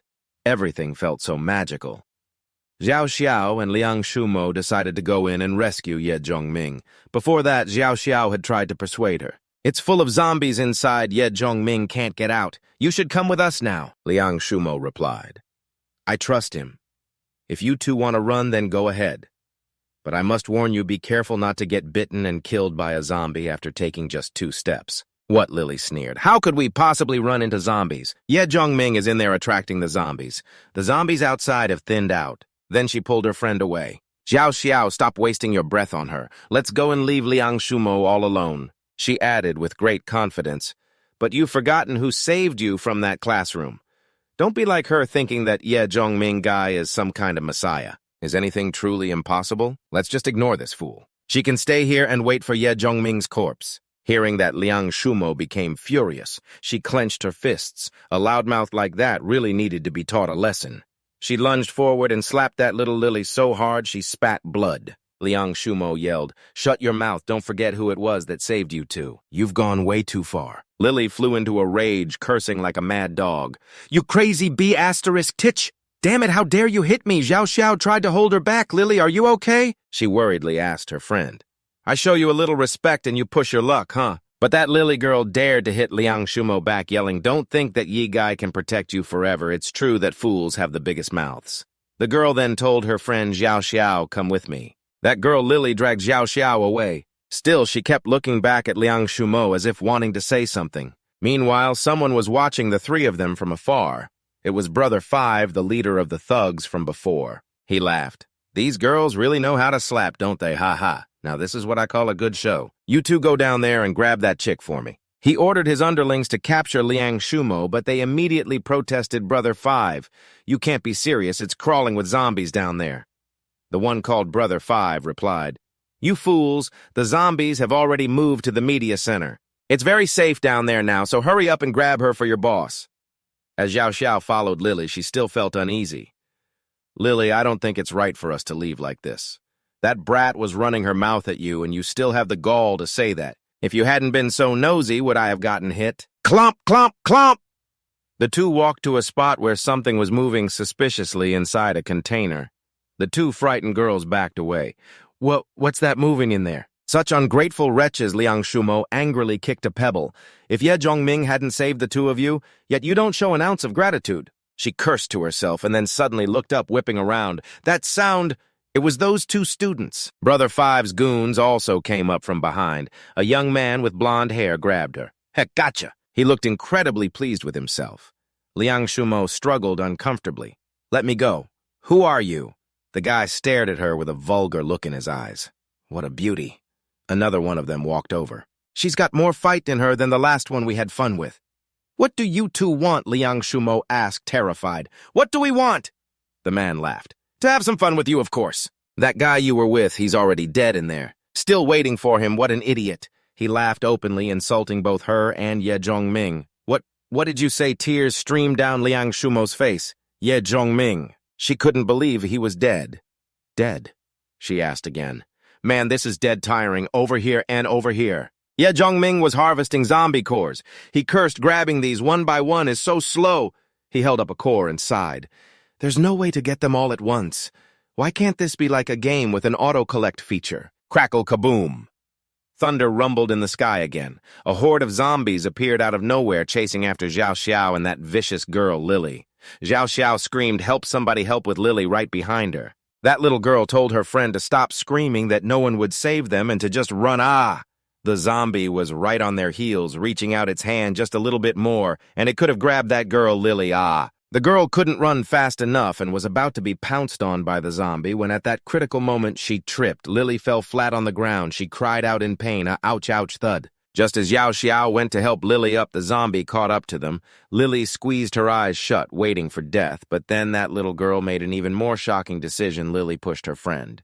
She pushed Xiao Xiao towards the zombie to save her own life. Lily Xiao Xiao couldn't believe her eyes. The little girl she was determined to protect was now pushing her to her death. The zombie lunged forward, its mouth wide open, and bit into Xiao Xiao's shoulder. That kid Lily ran away, selfishly crying and apologizing to Xiao Xiao. What a truly vicious heart that would stop at nothing, huff huff. As she ran, she muttered, "I must live. I have to live." When she got to a certain place, she discovered Liang Chumo being carried away by some bastards. She was trying to struggle, but to no avail. "Damn it," the blonde guy sneered, "she's pretty heavy. Let's take this chick back so I can have a go at her first." "All right, hiss, hiss. Hey, someone's cursing Brother Five. You just leave it to me." Liang Chumo saw Xiao Xiao over here. She looked over and struggled sob, sob, sob, as if trying to tell the little girl to save her. That Lily backed away. The two thugs also saw the kid. Another one just showed up on our doorstep. Let me go get her. The one carrying Liang Chumo's legs let go while the blonde guy stayed behind holding Liang Chumo tightly, cheering. Get a move on, will you? Xiao Xiao saw the situation was bad and turned to run. As Yao Xiao ran and screamed over here, the one being held tightly seized the opportunity to bite that son of a bitch's hand. Ouch. In pain from the bite, he let go of Liang Chumo. That guy even cursed, damn it to hell. At this moment, Liang Chumo took the opportunity to run away immediately. That guy lunged forward. Just wait till I get my hands on you. Liang Chumo tried to run with all her might. She cried out, help. Help me. Her only hope now was for Ye Zhongming to return. I've got you now. That thug pounced and grabbed Liang Chumo's head. She screamed Ye Zhongming as if holding on to a sliver of hope that he had survived. Heh, heh, heh, that guy grabbed her face and lifted it up. What the hell is a Ye Zhongming? Before he could even finish his sentence, a blade came down, striking him right in the hand. Ah, ah! He screamed loudly in pain. It hurt even more than when Liang Chumo had bitten him earlier. Ye Zhongming pulled her into his arms. Liang Chumo felt a sense of release in her heart and breathed a sigh of relief. Indeed, the man she had her eyes on would not die so easily. Tears fell from her eyes. Ye Zhongming, you're all right. That's wonderful. Then she hugged him so happy she could have jumped for joy. You bastard! That guy pulled the blade out of his hand, enduring the pain and cursing. Do you have any idea who we are? You dare to touch me, Brother Five won't let you, thud. Before he could even introduce himself, Ye Zhongming gave him no chance to speak and rushed forward. His eyes filled with killing intent, and without a word, he punched that guy. He was probably sent flying for more than 10 meters, thud. That guy was knocked to the ground by a single punch, and before he even hit the ground, he had already raised his leg to deliver another kick. A normal person would have gone to meet their ancestors right away. No time for introductions, whack! A kick landed squarely on his face. Ye Zhongming turned to Liang Chumo and asked her, where are those two little girls? She pointed in that direction over there. The bastard had collapsed and was foaming at the mouth, he instructed. Stay here and wait for me. Liang Chumo nodded. The rain began to fall. Lily sat in one spot crying, I'm sorry, Xiao Xiao, I'm sorry. Sob, sob, sob, as if she were the one who had been wronged. Ye Zhongming looked at this kid, too disgusted for words, thinking to himself he had just seen Xiao Xiao's body. Indeed, she had been bitten to death. As for Liang Chumo, she looked at Lily with an expression of utter contempt. This is the second time I've saved you who told you not to listen in the beginning. Lily trembled, her face pale with fear. I was wrong. I won't do it again. Wiping away her tears, she pointed at the two guys in front of them. How should we deal with these two perverts? The zombies will take care of them, he said. Liang Chumo gave a faint smile. Evil reaps what it sows, he said. Let's go to the media center first. I've already cleaned that place up. It's temporarily safe. Liang Chumo nodded while Lily couldn't believe her ears. He killed all the zombies in the media center. So he is actually that powerful. No wonder that woman is clinging to him. Lily smirked, resolving that she had to follow him to survive. He was a truly cruel man, but Diep Trung Minh then gave his instructions. You two wait here. I'm going to bring someone back. The news was a complete bombshell. There was someone else inside the classroom. The hordes of zombies had already been killed. Knock, knock, knock! Teacher Fap, who was waiting for death, was extremely surprised to hear a knock on the door just as she was about to commit suicide. In a world like this, what is the point of living anyway? The knocking grew more urgent, almost like a loud pounding. She mumbled, it is better to die with some dignity than to be bitten and eaten. At least my two students have been saved. Teacher Fap smiled, pressing a shard of glass to her neck. She thought with regret, I am dying without ever having fallen in love. What a waste of a life, Bam! The door was blasted open by a powerful force, sending it flying. It was Diep Trung Minh. He mumbled, this door was jammed pretty tight, huh? Hey, are you all right? Teacher Fap was stunned. Just when she thought all hope was lost, he had arrived. Luckily, the glass shard had not yet cut her neck. Shatter. She threw the shard to the ground, and it broke into pieces. Teacher Fap slumped to the ground, sobbing. Wah, I thought I was fine. He walked over to comfort her. I am here to save you. Wah, Fap Tuan hugged him. I thought it was the zombies coming. Wah, I thought you were not coming back. Wah! Her heart filled with sorrow. Diep Trung Minh coughed twice. A hero should not be looking at this. He said, let go of me first. Ahem. Do not cry. Fap Tuan said happily, I really thought I was dead for sure. Thank you. Trung Min smiled. It is nothing. I will get you out of here first. Outside, the rain continued to pour. In the media center, the two of them collected crystal stones, as he had instructed. Luong. So Mo could not help but wonder, what is this? Why did Trung Min tell us to collect this? Meanwhile, Lily was cursing. So disgusting. He actually told me to take something off a zombie's body. It is sickening. But before she could complain further, Teacher Fap ran towards her happily. Lily. The girl jumped and turned around. A touching reunion was about to happen. Teacher Fap sob. This is great.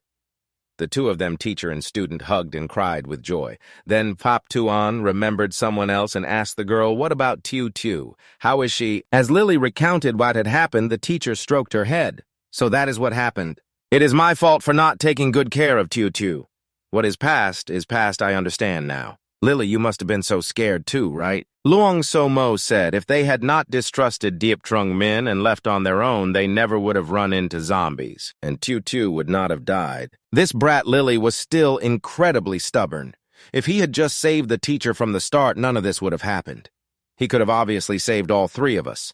Why did he have to make us choose? The teacher stroked the rude girl's head. Lily, the situation back then was... Luong. So Mo got angry. Saving you was a great kindness, and you still have the nerve to talk like that. The brat was still running her mouth.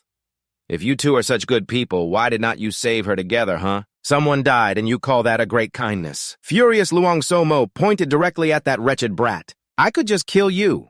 You are the one who left on your own and got Tiu Tiu killed, and now you are the one blaming others first. That brat was still talking back. Getting desperate, are we? Feeling guilty? Stop pretending you two obviously intended to harm people. Zhongming Ye stepped forward and slapped that brat for her reckless words. He frowned and said, use your brain before you speak. I can get you out, and I can also put you back. In a world overrun by zombies, no one can predict what they will encounter, and bringing one more person means adding more danger. You better remember that you have no right to demand that others save you. And I have no obligation to save you either. F.A. Xu Ying stepped forward, Lily. You should be very grateful that he was willing to come back and save you. Mr. Ye saved all of our lives. Liang Chumo gave a faint smile. This teacher F.A. is quite sensible. Liang Chumo then said to him by the way Zhongming. What do you want us to collect these crystals for? He nodded.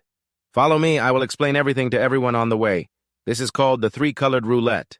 Give me the crystals you just collected. Liang Chumo handed him a bag. How amazing, so this is what the crystals are for. He replied, you'll see in a moment. That girl Lily also handed him a bag of crystals. Who knows what other schemes that malicious brat is thinking of. He walked to the roulette and poured the crystals in. The multicolored roulette is different from the level roulette. It does not calculate based on the number of crystals, but on the total energy they provide to see if it meets the activation requirement. I wonder if 26 level 1 crystals are enough for one spin of the roulette. Whoosh! The roulette activated and started spinning. He was delighted. Great, the roulette is spinning. It seems our efforts were not for nothing. The roulette stopped on the brick red area. Something dropped out of it. He excitedly opened the box. I wonder what it is. Pink! Maybe it is some kind of class with high combat power. Ding, ding, ding. A system notification appeared. Congratulations, you have received the Glorious Artisan. Glorious Artisan, support class. Class rank trainee, 1 out of 100. Class features immediately gain the ability to craft basic equipment and weapons and the ability to modify class abilities. Gathering, refining, synthesis, enhancement, crafting, enchanting, and socketing. He could not believe his eyes, his mind filled with question marks. An artisan and a trainee on top of that. Classes from the multicolored roulette are divided into main classes and support classes. Main classes are related to combat power. For example, a Marks. Man can grant its holder godlike sniping abilities. The other type is the support class, which offers no direct help in increasing combat power. The artisan is a support class. Class ranks are divided into 4 levels: trainee, basic, advanced, and master. He sighed in frustration over 20 crystals just to draw a support class, and it is the lowest trainee rank at that. As expected, my luck is as bad as ever. He crumpled up the paper. The people behind him did not understand why he was sighing. Lily reached out her hand. Is that what you got from the roulette? Quick, let me see. That brat cursed inwardly. Damn it, he used up all the crystals that I worked so hard to collect. That brat did not stop to think about who had killed all those zombies earlier, allowing her to just pick up the crystals. Here, everyone take a look. He held it out as he did not need it anyway. In his hand, there was also a 5-colored badge. This badge was so strange he had never seen it in his previous life. Teacher F.A. read aloud the rank features and abilities. Can you really get things like this? That girl Lily was surprised. What is this? It is like something out of a video game. Liang Chumo read artisan class. It also has a crafting skill and enchanting skill. A total of 5 types. It was like a light bulb went off in his head. 5 types, let me see that again. Then he took back the instruction sheet on which was written, collection art, refining art, homogenization, enhancement art, crafting art, enchanting art, and inlaying art. He realized, so that's it. No wonder this badge has 5 colors. It turns out each color represents an ability. Could it be that being reborn can also change one's fate? He laughed at himself. There are still a few more zombies here. I want everyone to go collect the nearby crystals. Exchange them all for rewards like this. We will have a greater survival advantage in this apocalypse. A glimmer of hope sparked in his heart as 3 people answered in unison, yes, sir. Only that girl Lily said nothing. After that, the 3 of them went to drag the zombie corpses back.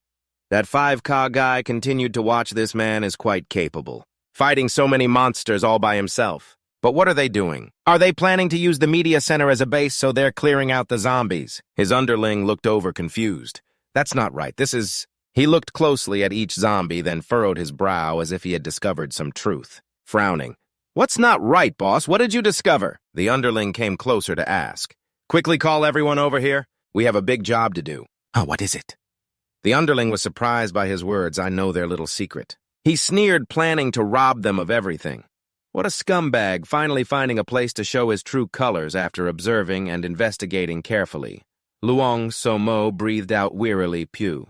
We've finally collected a decent amount. She rubbed her stomach. I'm so hungry I haven't eaten all day. Here, Somo. He handed her 2 bags of dry rations. Somo was surprised, thank you. He said, I've already checked the VFC in here. There's also drinkable water. This means the school's water storage tank hasn't been destroyed yet. He took off his backpack inside. There's enough food for 3 days plus some tools and medicine. You take this and keep it safe for me, Luong. So Mo was surprised me keep it safe, she asked. He instructed her sternly right now. These things are extremely precious. They're life-saving treasures. You must keep them very safe. Luong. So Mo was a little touched in trusting such important things to me. This proves I have a place in his heart. But I'm afraid, she replied. For now I trust you, he smiled. Luong. So Mo was speechless. He continued, for now the media center can serve as a resting place. Everyone stay here and continue collecting crystals. I'm going to look for a key, she said loudly. You're going to act alone. But that Lily girl jumped in. You want to leave us alone again? Diep Trung. Min bent down to tie his shoelaces. Everyone going together will only slow me down. I'm just going to look for supplies. I'll be back very soon. That Lily girl shouted as if she was terrified of dying. What if zombies attack this place? Who's going to protect you? I already told you. I have no obligation to protect others. He picked up a wooden stick, activated the craftsman's crafting skill, and then created a wooden spear. Decent attack power. It can be used for self-defense. He said if the zombies come, you'd better protect yourselves. Otherwise, the only way out is death. Then he turned back to threaten that girl, Lily. The girl stepped back in fear. The mage teacher over here didn't say a single word. You're right, Pop Tuan agreed. We should learn how to protect ourselves. She comforted Lily, this isn't a normal world anymore. You can no longer live like before, a sheltered life with your teacher and parents protecting you. We all have to be strong now. Here for you girls. He offered the wooden spear. Use this to defend yourselves. Pop Tuan took the spear. Thank you, Luong.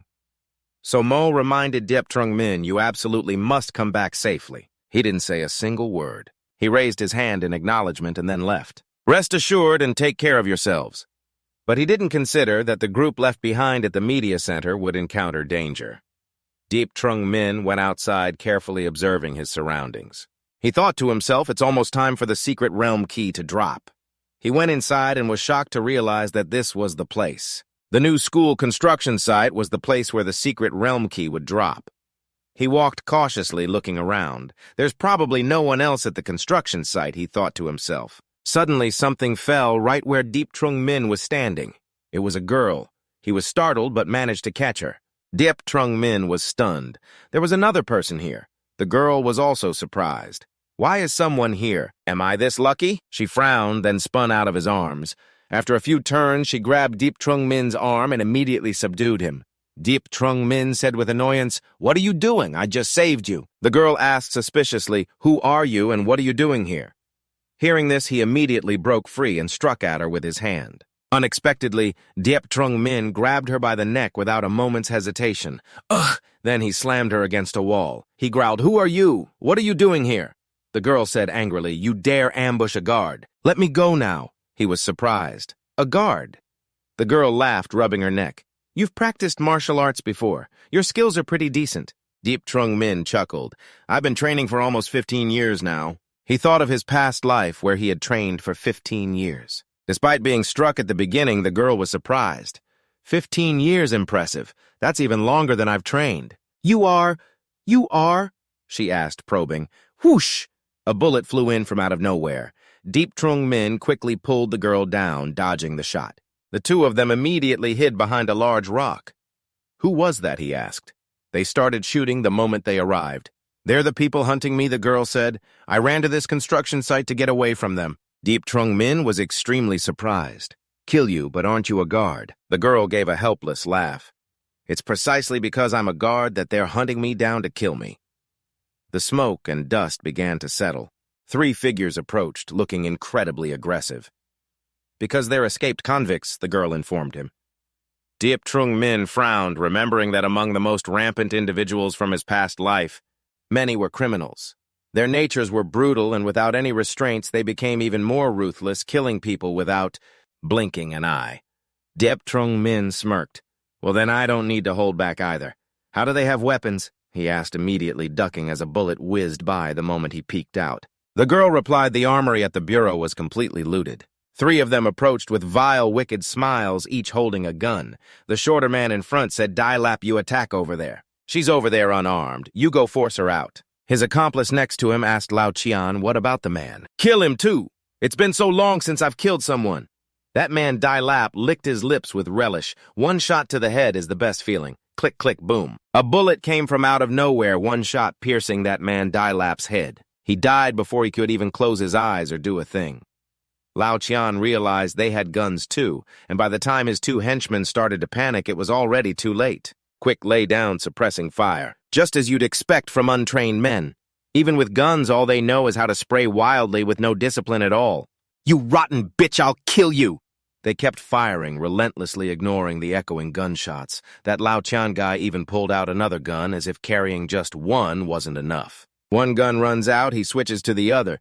Bang, bang, the 2 advanced spraying bullets. Any normal person who showed their face would have been turned into a honeycomb in an instant. Bang, ha!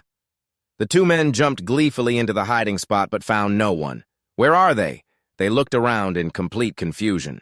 "Up here," he called down from above, gun in hand. The man looked up and cursed in fear. Damn it, bang, a bullet pierced Lao Qian's chest right through the heart, and the last man raised his gun. He tried to shoot him on the spot, still cursing damn it to hell, but the girl rushed in and kneed the man, giving him no chance to react. Then, without a moment's hesitation, she threw a punch, her clenched fist slamming into his chin and sending him flying. His face contorted from the blow as he was sent flying. He collapsed to his knees, crying, "Officer, spare me, spare my life." His whole body trembled as he looked up, tears in his eyes. Bang, bang. The girl was startled and turned to Diep Trung Min. He had already given up. "Why did you still shoot, Diep Trung?" Min jumped down, frowning at her, not wanting to explain. How has a naive saint like her survived this long? In a world like this, the girl went to the man and checked his pulse. His arteries ruptured. "He's dead," she said, turning to him. He had no will to fight back. "Why did you have to be so merciless?" He turned to leave without a word, then glanced back at her. "Wasn't he a prisoner? I was just finishing the job you guards failed to complete. Or are you naive enough to think they would have spared you, that he would have turned over a new leaf?" He drew his gun, and the girl reacted sharply. "What are you doing?" "You need to understand," Diep Trung Min explained patiently. "We're no longer in an age of law and order. This kind of person will only ever bully, assault, and kill. They will never stop. This—" The girl was speechless. He spoke with a look of extreme displeasure. "Don't let your momentary kindness give evil men the chance to continue their wicked ways. In my past life, my ex-girlfriend Bai Shishi was killed by people just like this, so when it comes to this kind of scum, I never show mercy." After hearing his explanation, the girl said nothing more. Deep down, she knew he was right. He was a bit extreme, but his logic wasn't entirely flawed. He's so young, And yet he kills prisoners without a second thought. What could he possibly have gone through? She swallowed hard, not daring to imagine what it would take to become so cold-blooded. He went ahead to search for the key while she followed behind. 5K, you told me to go downstairs to the two tied-up people. By the time I arrived, they had already been bitten to death by zombies. The henchman went over to inform his boss. What all did that guy 5K was extremely surprised. That's right. His henchman looked terrified. That guy has training 5K. We shouldn't mess with him anymore. What nonsense are you talking about? Kill him. 5K didn't hesitate. He punched his own henchman. All the gear will belong to us. We'll become the kings of this area, huh? Clap, clap. Has everyone else arrived yet? He asked. Yeah, they're in the main hall. The pained henchman rubbed his teary face. The door opened and 5K walked in smiling. Are all the brothers here? 5K, his gangster henchmen, had all gathered. He walked up to his brothers. There's a little rabbit that needs to be dealt with, huh? He's running wild on our turf. 2 of our brothers died at his hands, 5K said loudly, as if he was the one who picked a fight with them. Someone whispered, but those 2 were bitten to death by zombies. An angry 5K punched the henchman again. Damn it, shut your mouth. Don't say another word. Cough, cough. He coughed twice and continued. It doesn't matter how those 2 brothers died. But you brothers must understand, before we had to do everything in secret, it was so humiliating. Now the streets are full of zombies and there's no law. Hearing this, the henchmen's faces darkened. We are free now. Now is the perfect chance for us to show what we can do. We can't let some little punk ruin this golden opportunity. After listening, the henchman felt he made perfect sense. From now on, anyone who dares to ruin our good fortune will kill them. That guy 5K frowned, his eyes filled with murderous intent. The henchman roared in agreement. 5K is right. We are the bosses of this district. The one who killed our brothers must die. Seeing that he had successfully riled them up, 5K was pleased. Excellent, brothers. Let's go finish him off together. You little punk, your day of reckoning has come. That guy's bloodshot eyes looked more terrifying than a demon's. 5K, what about me? What should I do?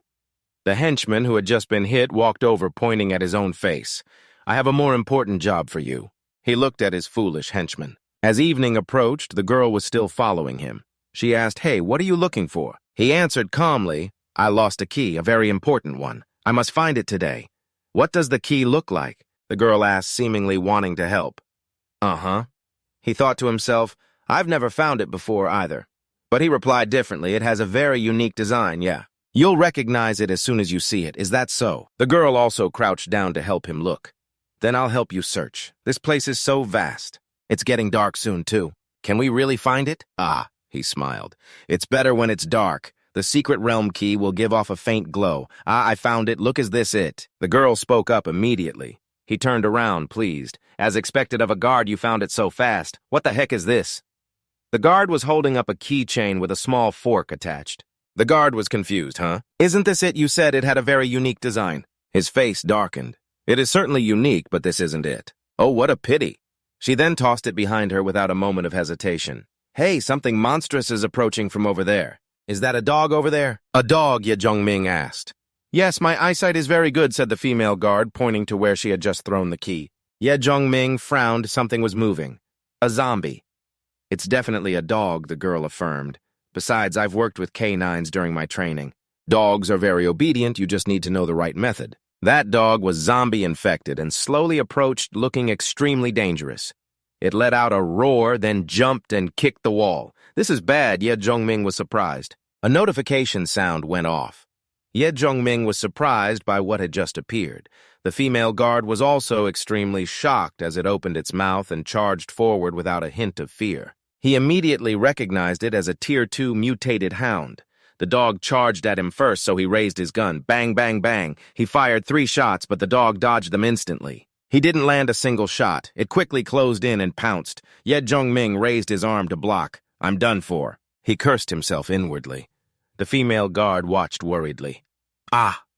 The dog opened its jaws wide, intending to crush his head in a single bite. Ye Jongming retreated, trying to get away. That police dog. For some reason, as if it had smelled something, it pressed its nose against him and sniffed. Its intention to attack vanished. Then it stuck out its tongue like it was seeing its master losing all its ferocity. It happily wiggled its ears, then pounced to lick him, wagging its tail like a normal dog. Ye Jongming was confused. What's with this dog? The female guard approached and said it looks like it's trying to suck up to you. Ye Zhongming was completely baffled, unable to process anything. What is going on? The mutated dog kept wagging its tail happily as if smiling and trying to please him. As it wagged its tail, Ye Zhongming suddenly realized, wait a minute, could you be... He remembered back to his childhood. He was on his way home when he heard someone yell, "Damn it! Where did this thieving dog come from?" He heard someone cursing. A small dog was trembling with something in its mouth, looking terrified. "Get lost!" The man raised his foot to kick the dog. The man holding a glass of liquor was clearly drunk. The dog darted away. It dodged the man's kick. "Ha ha!" As the dog scurried away, he yelled, "I'll beat you to death, you little beast!" He turned and threw the beer bottle, intending to kill the dog. Thud! The bottle hit the dog and it yelped in pain. It trembled all over but still struggled to stand up. Its survival instinct flared. The man stomped on its tail, preventing the dog from getting away. The man laughed. "Hey, you beast, let's see you run now."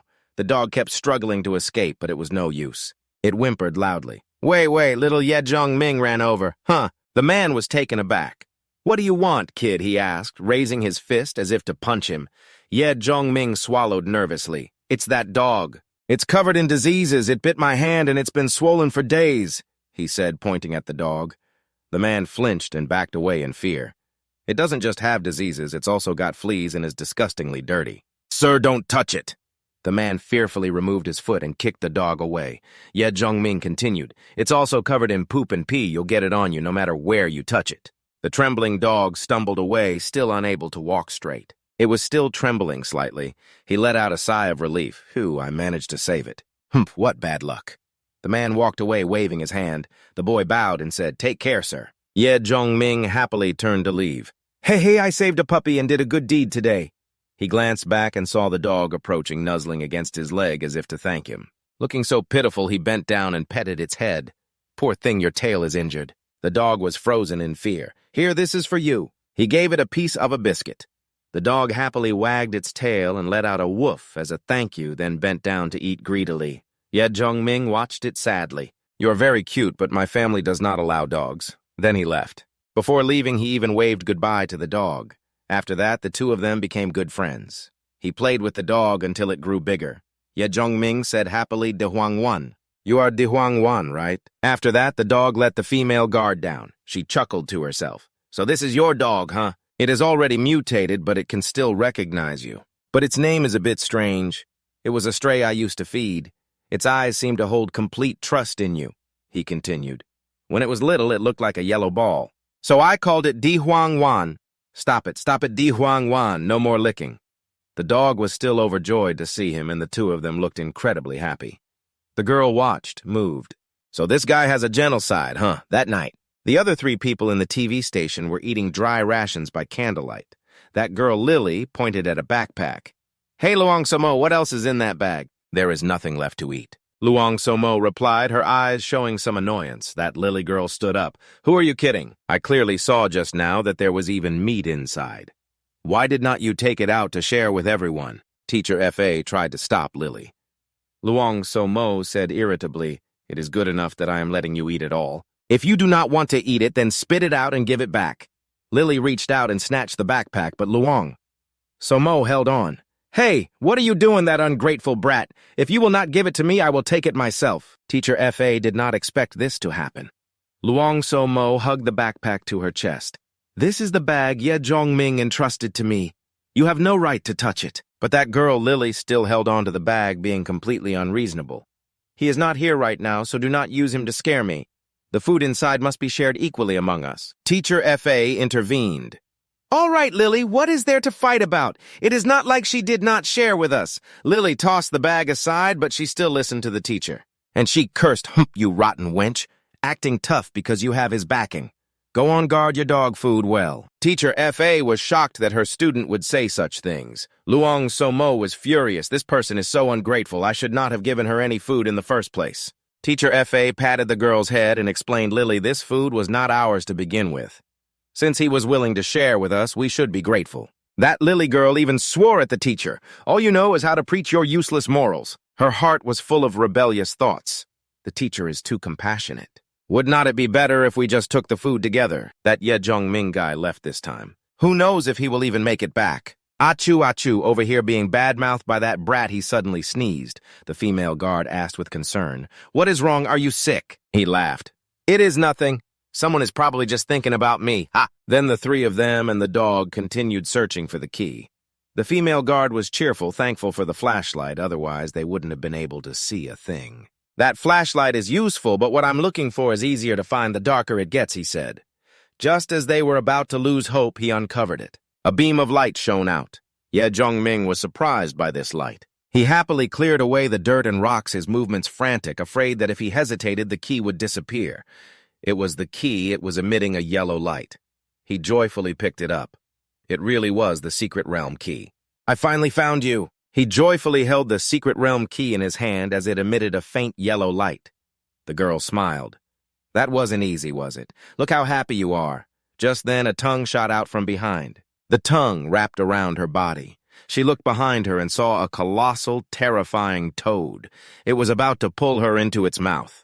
The female guard's eyes widened, unable to believe what she was seeing. He lunged forward and slashed, severing the mutated frog's tongue and rescuing the female guard. Ye Jongming stood in front of her, looking like a completely different, incredibly powerful person. Activate Craftsman's reinforcement on the Kaijian Dao. That was lucky. I had the reinforcement skill. Otherwise, there's no way I could have cut through that. The enraged frog lunged forward. The girl, terrified, was still unable to get to her feet. How can there be a mutated skink this massive, too? The skink charged, sweeping its leg and trying to send him flying 10 meters. Yet Jongming ducked, dodging the skink's attack. Then the dog ran up and bit the skink's leg, trying to help. The skink looked at the dog, a hungry glint in its eyes. Yet Jongming seized the opportunity while it was distracted. He lunged and slashed at its eye, taking it out completely. The skink roared in agony. Blood gushed from the socket as Ye Jongming panted heavily. Fighting a massive mutant like this takes way too much stamina. Come on over here. He lured it forward. The monster immediately took the bait, thundering towards him before pouncing. The level 2 mutant dog jumped in front of him to block. He was shocked. Di Huangwan, why are you here? Di Huangwan, move! He yelled, but the dog remained in front, showing no intention of backing down. Get out of the way. He pleaded with it, but Di Huangwan stood its ground, letting out a threatening roar at the skink. The skink and the dog charged, starting a one-on-one fight. The dog was many times smaller than the skink. It looked like an incredibly uneven match. The dog roared at the skink roar. Ye Jongming yelled, trying to stop the giant skink. Di Huangwan. The loyal dog's actions made him extremely worried. Suddenly, the skink lowered its head and snapped its jaws, trying to finish the dog in a single blow. But Di Huangwan suddenly dodged and lunged. It bit down hard on the monster's neck. The skink, in intense pain, immediately flung the dog aside. Di Huangwan was sent flying through the air, kicking up a cloud of dust that obscured everything. The skink's tail whipped its belly hard, making the dog whimper in pain. Thud! It was thrown backward, landing near the female guard, but it still struggled to get up. Its eyes were resolute, as if it would fight to its last breath. The skink raised its sharp claws, about to grab Di Huangwan. Ye Jongming could not just stand by and watch any longer. He lunged forward, raising his knife to protect his precious dog. The ear-piercing sound of metal on claw rang out. Clang sparks flew as the skink knocked him aside. Even fighting 2 against 1, it held the overwhelming advantage, showing no signs of weakness. It growled, opening its mouth to bite his head off without a second thought. Suddenly, a long iron bar shot through the air. It pierced through the monster's head, a fatal blow that killed it instantly. The skink froze, moving no more. Someone stepped forward and pulled the iron bar from its mouth. It was the female guard. She had finally joined the fight, determined to destroy the monster, because if he and the dog were defeated, she would be next. Di Huanghuan barked loudly, woof woof, and the skink monster collapsed. The girl panted heavily, unable to say another word. Ye Jongming praised her as expected of a guard. You're really strong. The girl glanced at him in silence as the puppy trotted over, wagging its tail happily at Ye Jongming. He petted its head. Di Huanghuan, even though you're a puppy, you can't be scared when there's trouble. Stop, stop, stop, stop! The dog barked, woof, woof, woof, don't lick me, Di Huang. Huan leaped onto him, licking his face. He tried to push it off. Oh my God, so much drool. The female guard standing by chuckled to herself. While the two of them were sharing a light moment, 2 figures silently emerged from the shadows behind them and then vanished without a trace. Ye Jongming's usual serious expression returned. The break is over. He plunged his broadsword into the skink monster's corpse. The girl asked in surprise, "What are you doing?" "Take a look." Ye Zhongming held out his hand. "Ah!" She was startled when he held up a crystal. "This is an important resource in the zombie world we live in. A magic crystal. A magic crystal." The girl reached out to touch it cautiously, asking, "Does this thing have magic?" Ye Zhongming smiled. "Close. You could even say it is more powerful than magic." "Hey, how do you use this?" the girl asked. He answered, "You want to know? Of course, hurry up and tell me." "Then you must agree to one condition of mine." The female guard turned away, annoyed. "No way! How dare you try to set conditions for a guard? At worst, I will just figure out the secret of the magic crystal myself." He was surprised. Girls are really all so different. If it were Hin Fai or Summer, they would not have rejected me so quickly. An image of Summer flashed through his mind for a moment. As long as it is not some strange condition, then I can consider it. "I agree." The girl turned back. "All right, then. The key has been found, so you can go now." Ye Zhongming tried to persuade her. "Our friendly sparring match, you are just going to end it like that." He sighed. "She is strong anyway. I should rely on her a bit." He rubbed his hands together. Actually, there is something I wanted to say to you." The girl asked, "Just say it." "Look, the situation right now is so dangerous. The environment is terrible, and there are many bad people. How about we team up? It will be more convenient to help each other." The girl frowned in thought. "That does make sense." Ye Zhongming sighed and lowered his head. "Why am I being so pathetic?" As if it understood, the dog placed a paw on his shoulder to comfort him. The girl's eyes lit up as she looked at him. He was surprised. All right then." The girl nodded. "Although your behavior is a bit strange, I do not think you are a bad person." She extended her hand to him. He reached out his own. "My name is Ye Zhongming, Mo Ye." The girl replied, and so the two of them formed a temporary alliance. The gun of the thug from this afternoon was still lying there. Someone walked over and picked up the gun. "Damn, it is real." The person was surprised and felt a bit of joy because having an extra weapon meant an extra layer of protection for his life. "Idiot," another person came and covered his mouth. "Do not be so loud. Keep your voice down. Let's go over there." The scar-faced man pointed to where Ye Zhongming and Mo Ye were. The man holding the gun gulped. The two men approached, one holding a knife and the other a gun, as they saw Ye Zhongming and Mo Ye. He laughed, pointing his gun at that damn couple in front of him. "Stop. If you want to live, put your hands up." The other one threatened, "Live for what?" "Brother Five wants this guy dead," the black-haired man said loudly. The scar-faced man was at a disadvantage. I almost forgot it was this punk who got two of our brothers killed." "Today he'll pay with his life," he said, pointing a knife at the two of them, without a moment of hesitation. Mo Ye asked Brother Sao these criminals didn't think they'd have to deal with two clueless punks, did they? And now two more have to pop up. Are you tired of living? Go to hell. That guy raised his gun to shoot him. Click, click, click. But to his surprise, not a single shot came out. He kept pulling the trigger, click-clack, but nothing happened. He was terrified, his face drained of all color. Why won't it fire? Lao Dao, is this a fake gun? That Lao Dao angrily cursed this idiot. "You still haven't turned off the safety." That idiot's eyes went wide as he asked, "What's a safety?" Lao Dao was speechless at the fool and growled, "Damn it, they say you should fear a stupid ally more than a strong enemy. Have you never seen an action movie before? It's the part that keeps the gun from misfiring." "So how do I turn it off?" that idiot asked again. Lao Dao lost his patience. "If you don't know how to use a gun, why didn't you say so? Give it to me quick." The guy replied, "I was a security guard. I've never even seen a real gun before. Here, you take it." The guy handed the gun back to Lao Dao. Over there, a dog was getting ready to pounce. What is that?" The moment they spotted the dog, it was already lunging at them. Its target was the arm of the idiot holding the gun. It bit the gunman's hand, making him drop the gun in pain. He screamed in fear, "What the hell is this thing?" "Lao Dao, save me." His face was as white as a sheet. Lao Dao also screamed in fear, backing away. "That's a zombie dog. You've been bitten. You're done for. Whoosh." Just then, Mo Ye charged at Lao Dao from behind. He turned around just in time to get kneed. Thud, wham. A kick sent his head snapping to the side. Then Mo Ye got behind him, grabbed his arm, and slammed him to the ground with considerable force. Thump dust and rocks flew everywhere. Lao Dao coughed up blood, his eyes wide open in shock. Ye Zhongming watched, breaking out in a cold sweat. Her fighting style is terrifying. I can never get on her bad side. "Tell me, who is Brother Five, and why did he send you two to kill me after taking them down? It's time to ask about their big boss." "Big brother, you should stop the bleeding first." That guy begged as the blood from the bite on his arm continued to flow. She threatened, if you don't want to bleed to death, tell me who Brother 5 is. There's no mercy for someone who just tried to kill me. While Ye Zhongming was busy killing zombies and saving people, a blonde underling asked him, Brother 5, are you hungry? Let's go get something to eat. Trying to slack off, are you? Watch it or I'll give you a beating. Now get back to work. The man called Brother 5 scolded his underling. The brothers stayed up all night collecting this junk from the zombies, so we have to make the most of this chance, understand? That Brother 5 took a long drag and replied with a calculating gaze, What are you talking about? The blonde guy was utterly confused. It's not like equipment in a game. I think it's more like a waste of time picking up trash. Stop talking so much and get to work. Brother 5 couldn't take it anymore and punched his foolish subordinate. The man's eyes bulged as he cried out, ouch. But these crystals can't just be on the zombies' heads for no reason. Brother 5 thought, calculating everything.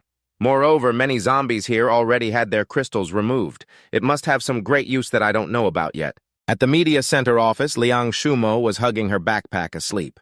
That kid, Lily's eyes were wide open. She still seemed very determined to get that backpack. When she felt Liang Shumo was fast asleep, she then reached out her hand. She stood up.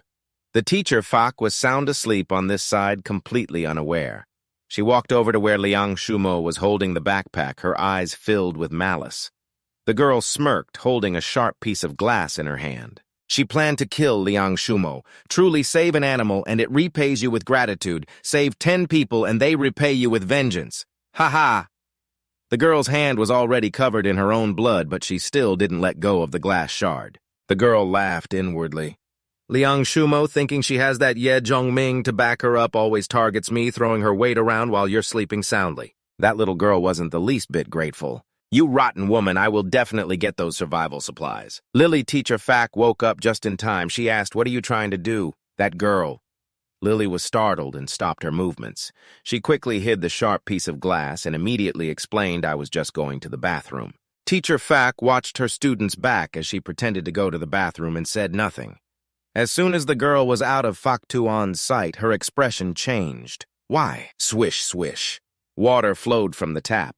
She went to the sink and washed her face. Lily frowned, her heart full of frustration. Why were they so naive? Everyone trusts others so easily. This is the apocalypse. How can survival supplies be in someone else's hands? The girl roared in the bathroom. What's more, that Ye Guy and Liang Shumo have already started targeting me. She clenched her fists, thinking I can only rely on myself to survive. I can't be weak like Teacher Fak. Now the intention to betray her teacher swirled in her mind. Thump, thump, thump. The sound of footsteps suddenly echoed from somewhere. Lily was startled. What's that sound? Liang Shumo and Teacher Fak also woke up. Liang Shumo grabbed a stick. Lily rushed back to the room. It sounds like someone is banging on the door. Fak Tuan was worried. The girl asked Teacher what's wrong. It's nothing. Liang Shumo trembled. Zombies can't get in, Bam Bam. The door gradually bent and one side was broken. Liang Shumo was shocked. It's not a zombie who's outside. Fak Tuan was also terrified. Then silence. Bam, bam. Now the sound was even louder, as if it wanted to smash the door in front of them. We're done for. Lily was terrified. The door is about to be broken down. The door burst open, revealing a group of young thugs and an old man, all with naturally fierce faces. The one who broke the door chuckled. So there are girls in here after all. His eyes were lecherous and vile. What do you people want? Teacher Fak trembled, backing away. Liang Shumo raised the stick, trying to defend them. Lily looked for a place to hide. The stick was snatched away. Liang Shumo panicked. Who are you? What do you want, Puff? A puff of cigarette smoke was blown into her face. She was anxious. Teacher Fak also backed away. Don't cause trouble. The men looked at her with incredibly vile eyes. This teacher, I like her. The short-haired student ran away. Go catch her, one of them noticed. The person next to him whispered, Brother Dongzi. Brother 5 told us to deal with that man. He said not to touch these girls. Brother Dongzi was furious when he heard that. Brother 5 isn't here, so I'm the boss. Besides, these broads are accomplices of that bastard. Understood. That person trembled and walked towards me to grab her, looking extremely aggressive. Brother Dongzi said, No turning back now, teacher. Don't be afraid. Do you remember me? One of them grabbed Tuan. As he sneered, the teacher reacted with surprise. You are... I was a student at this school, too. I even took your class. You're Bach. The teacher trembled. That person reached out intending to do something vile. Teacher, all my attention was on you. How was I supposed to study? The other one held down Somo while another shone a light in her face, looking her up and down. Hey, this face looks really familiar, Dongzi. Come look at this chick. Hey, I think this is that hot girl from Who Idol. That person laughed loudly. It really is, Somo. I heard she goes for 30 million. She was so terrified that tears streamed down her face. Right now, she could only pray for Diep Trung Min to arrive in time to save her and everyone else from this mess. The two thugs who were running their mouths earlier were now hanging in the air. Terrified, they all struggled to get free, but it was impossible. The Di Hoang Hoan circled below, keeping watch. It even walked up to one of the men. Sniff, sniff. The man was terrified and immediately pulled his legs back. MacDa walked over to continue the interrogation. What's the plan now? Diep Trung Min frowned and said, if someone wants me dead this badly, then I'll go and meet him. MacDa was surprised. She said, that guy fifth brother has a lot of men in power. Maybe we should go back to the police station to prepare before we make a move.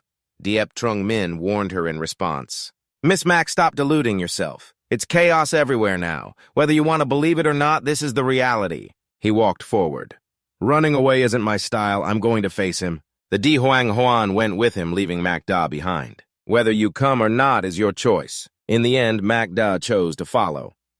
All right, I'll go with you. We can help each other out. By the way, what did you plan to do with that key, she asked. He replied, the key to the secret realm can open the future. Open the future!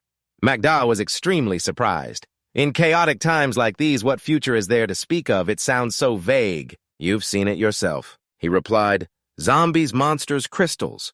A world that has changed beyond your imagination. MacDa still didn't fully understand. You're being so cryptic. When can we use that key?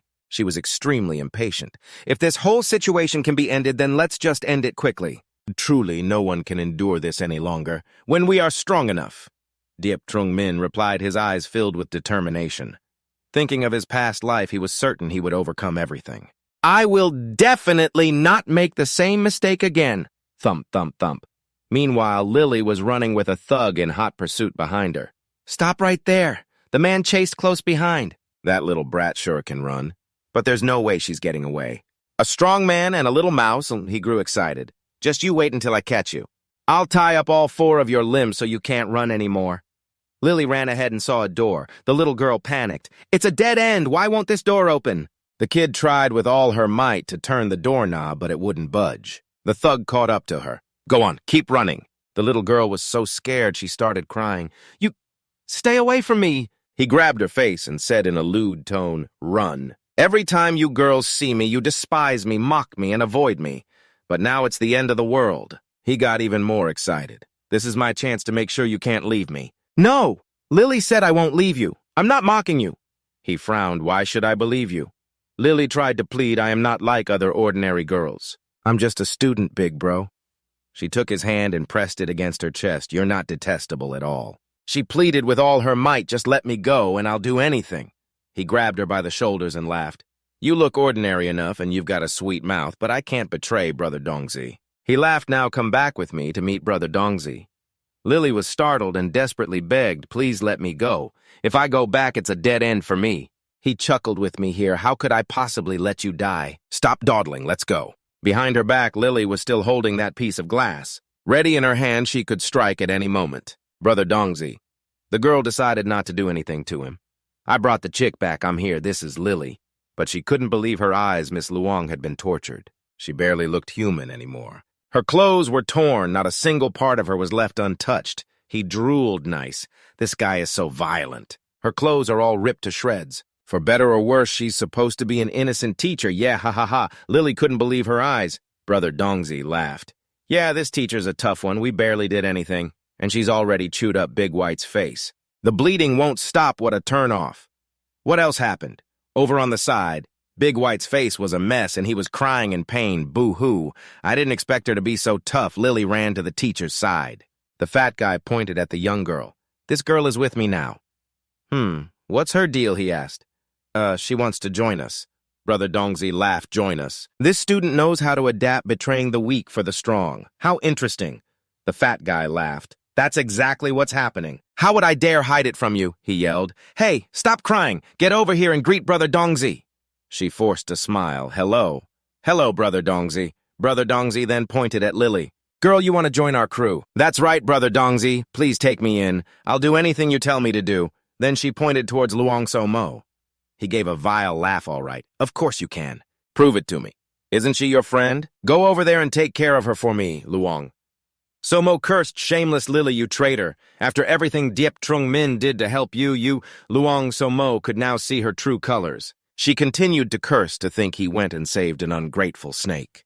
Hearing this, Lily walked over and gave Luong So-mo a vicious slap as if to cast away all the kindness he had shown her. Luong So-mo cursed, her eyes blazing with fury. You animal, seeing this, Brother Dongzi was delighted. Good, a very good hit.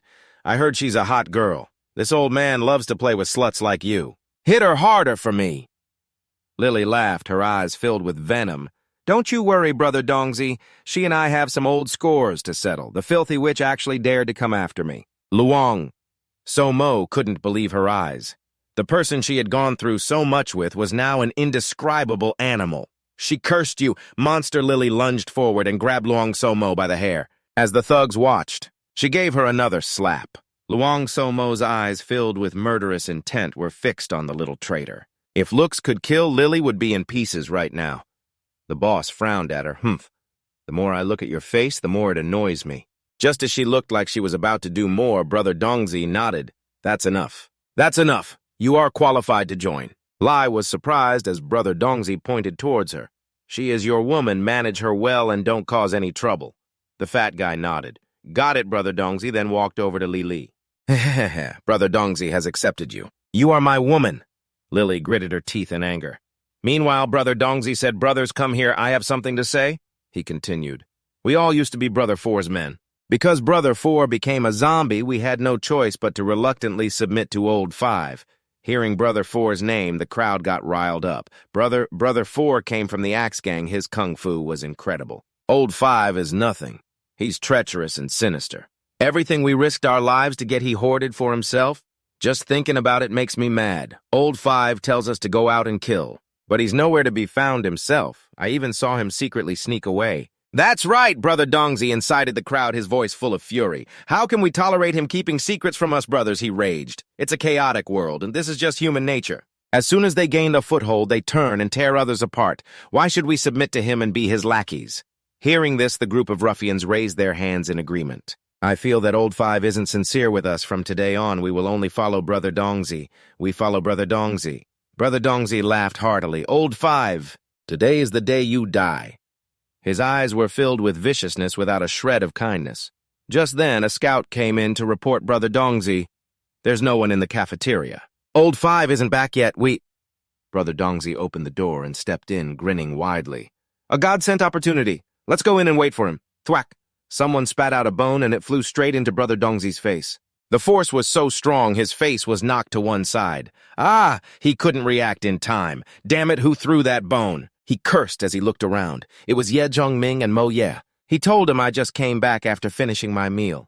Seems our luck isn't too bad. Nearby, Mo Ye was wiping her mouth. Brother Dongzi looked at the pile of meat on the table, then thought of the chicken bone. He ate the chicken we've been saving. Son of a bitch, who the hell are you and why are you here? He cursed, rage boiling inside him. Ye Zhongming stood up and faced Brother Dongzi. Hey, weren't you guys looking to kill me? I've delivered myself right to your door, saving you the trouble.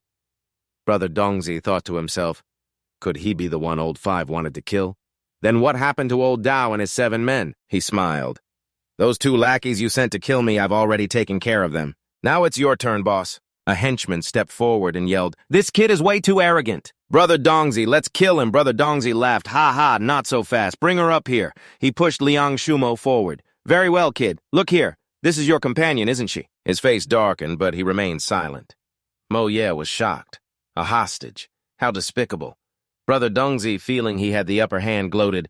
What's wrong? Not so tough anymore, ha-ha. Your girl is in my hands. You must be scared now, huh? He looked utterly despicable. This girl is also an internet celebrity. It must have been hard to win her over, huh? He said, squeezing Liang Shumo's face. He smiled. Too bad. This girl and I don't have that kind of relationship. Brother Dongzi sneered. Still acting tough, I clearly saw you two together. We were just using each other, he said. But as for your filthy hand and your stinking mouth, I'm guessing you don't need them anymore, do you? He lunged forward, stabbing the chicken bone straight through Brother Dongzi's hand. He even had the mind to yell, "Run!" He went berserk, clutching his bloody arm and cursing nonstop. "Motherfucker, you dare stab me? Do you have a death wish?" He swiftly pulled Liang Shumo into his arms. Brother Dongzi screamed, "Brothers, get up there! Kill him for me!" Ye Zhongming handed Liang Shumo to Mo Ye, telling her to fall back. After taking care of her, he single-handedly faced the countless thugs, charging in without a shred of fear. The first one rushed forward aggressively, aiming a punch at him. Whoosh! And yet Ye Zhongming dodged the blow just by tilting his head, surprising the thug. He then clenched his fist. "You couldn't hit me, so I'll hit you back. That guy is toast." Thwack, thwack. One punch sent his molars flying. He's going to need emergency cosmetic surgery for this. Useless Dongzi gay couldn't stop cursing. "You got countered after throwing just one punch!" "Don't come at me one by one.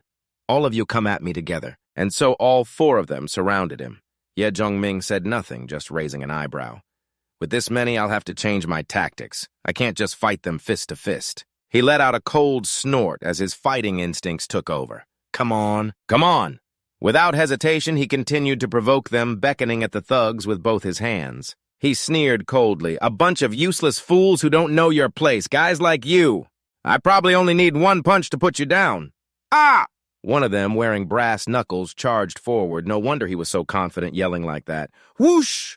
He dodged the attack with ease. Truly unskilled, this fight is getting boring. He grabbed the man's hand and twisted it sharply. The man screamed in pain. Ah! That one move definitely dislocated his joint.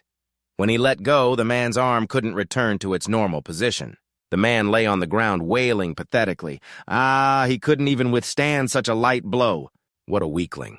"Got you now?" From behind, a thug rushed forward, grabbing Ye Zhongming with both his hands. Startled, he turned around and immediately grabbed the man's head. Before the thug could even process what was happening, he was slammed to the ground. The floor looked like it cracked from the impact. A slam like that must have fractured some bones. With one guy left, he slowly walked towards him. The guy backed away in fear. Seeing what happened to his friends, he was utterly terrified. He never expected to run into a monster like this. "Useless, watch me." A fat guy shoved the skinny, blonde-haired punk aside, cursing at him. He held a knife in his hand, pointing it at Ye Zhongming. Ye's expression hardened slightly. They've switched from bare hands to knives, but he didn't flinch one bit. "So you're using a knife now, you still don't realize who's your daddy." Swish! He rushed forward, dodged the knife, and punched the fat guy's hand that was holding it. The fat guy smirked. "Ha ha, I'm thick-skinned and fat. Hitting me isn't like hitting those skinny runts." That punch was like hitting stainless steel. The fat guy didn't seem to feel any pain and immediately swung the knife at him. Slash! He dodged so quickly that the blade only cut through his afterimage. He immediately struck the hand holding the knife. The man dropped it, the blade clattering to the floor. Seizing the opportunity, he leaped up and kicked the man square in the face. The force of the kick was immense, and the fat guy collapsed. The last man standing fell to his knees, begging for his life. His pathetic appearance was beyond words. "Well, kid, you're a pretty good fighter." A man leaning on a cane walked over. "Old Five sent us to take care of you. It seems these guys just weren't enough." "Heh heh, this teacher is your woman, isn't she? You make one move and I'll crack her head open like an egg." The teacher was tied up, her face tear-streaked and full of fear. Ye Zhongming realized the situation was dire and frowned. The only reason we didn't touch her before was to use her to threaten you."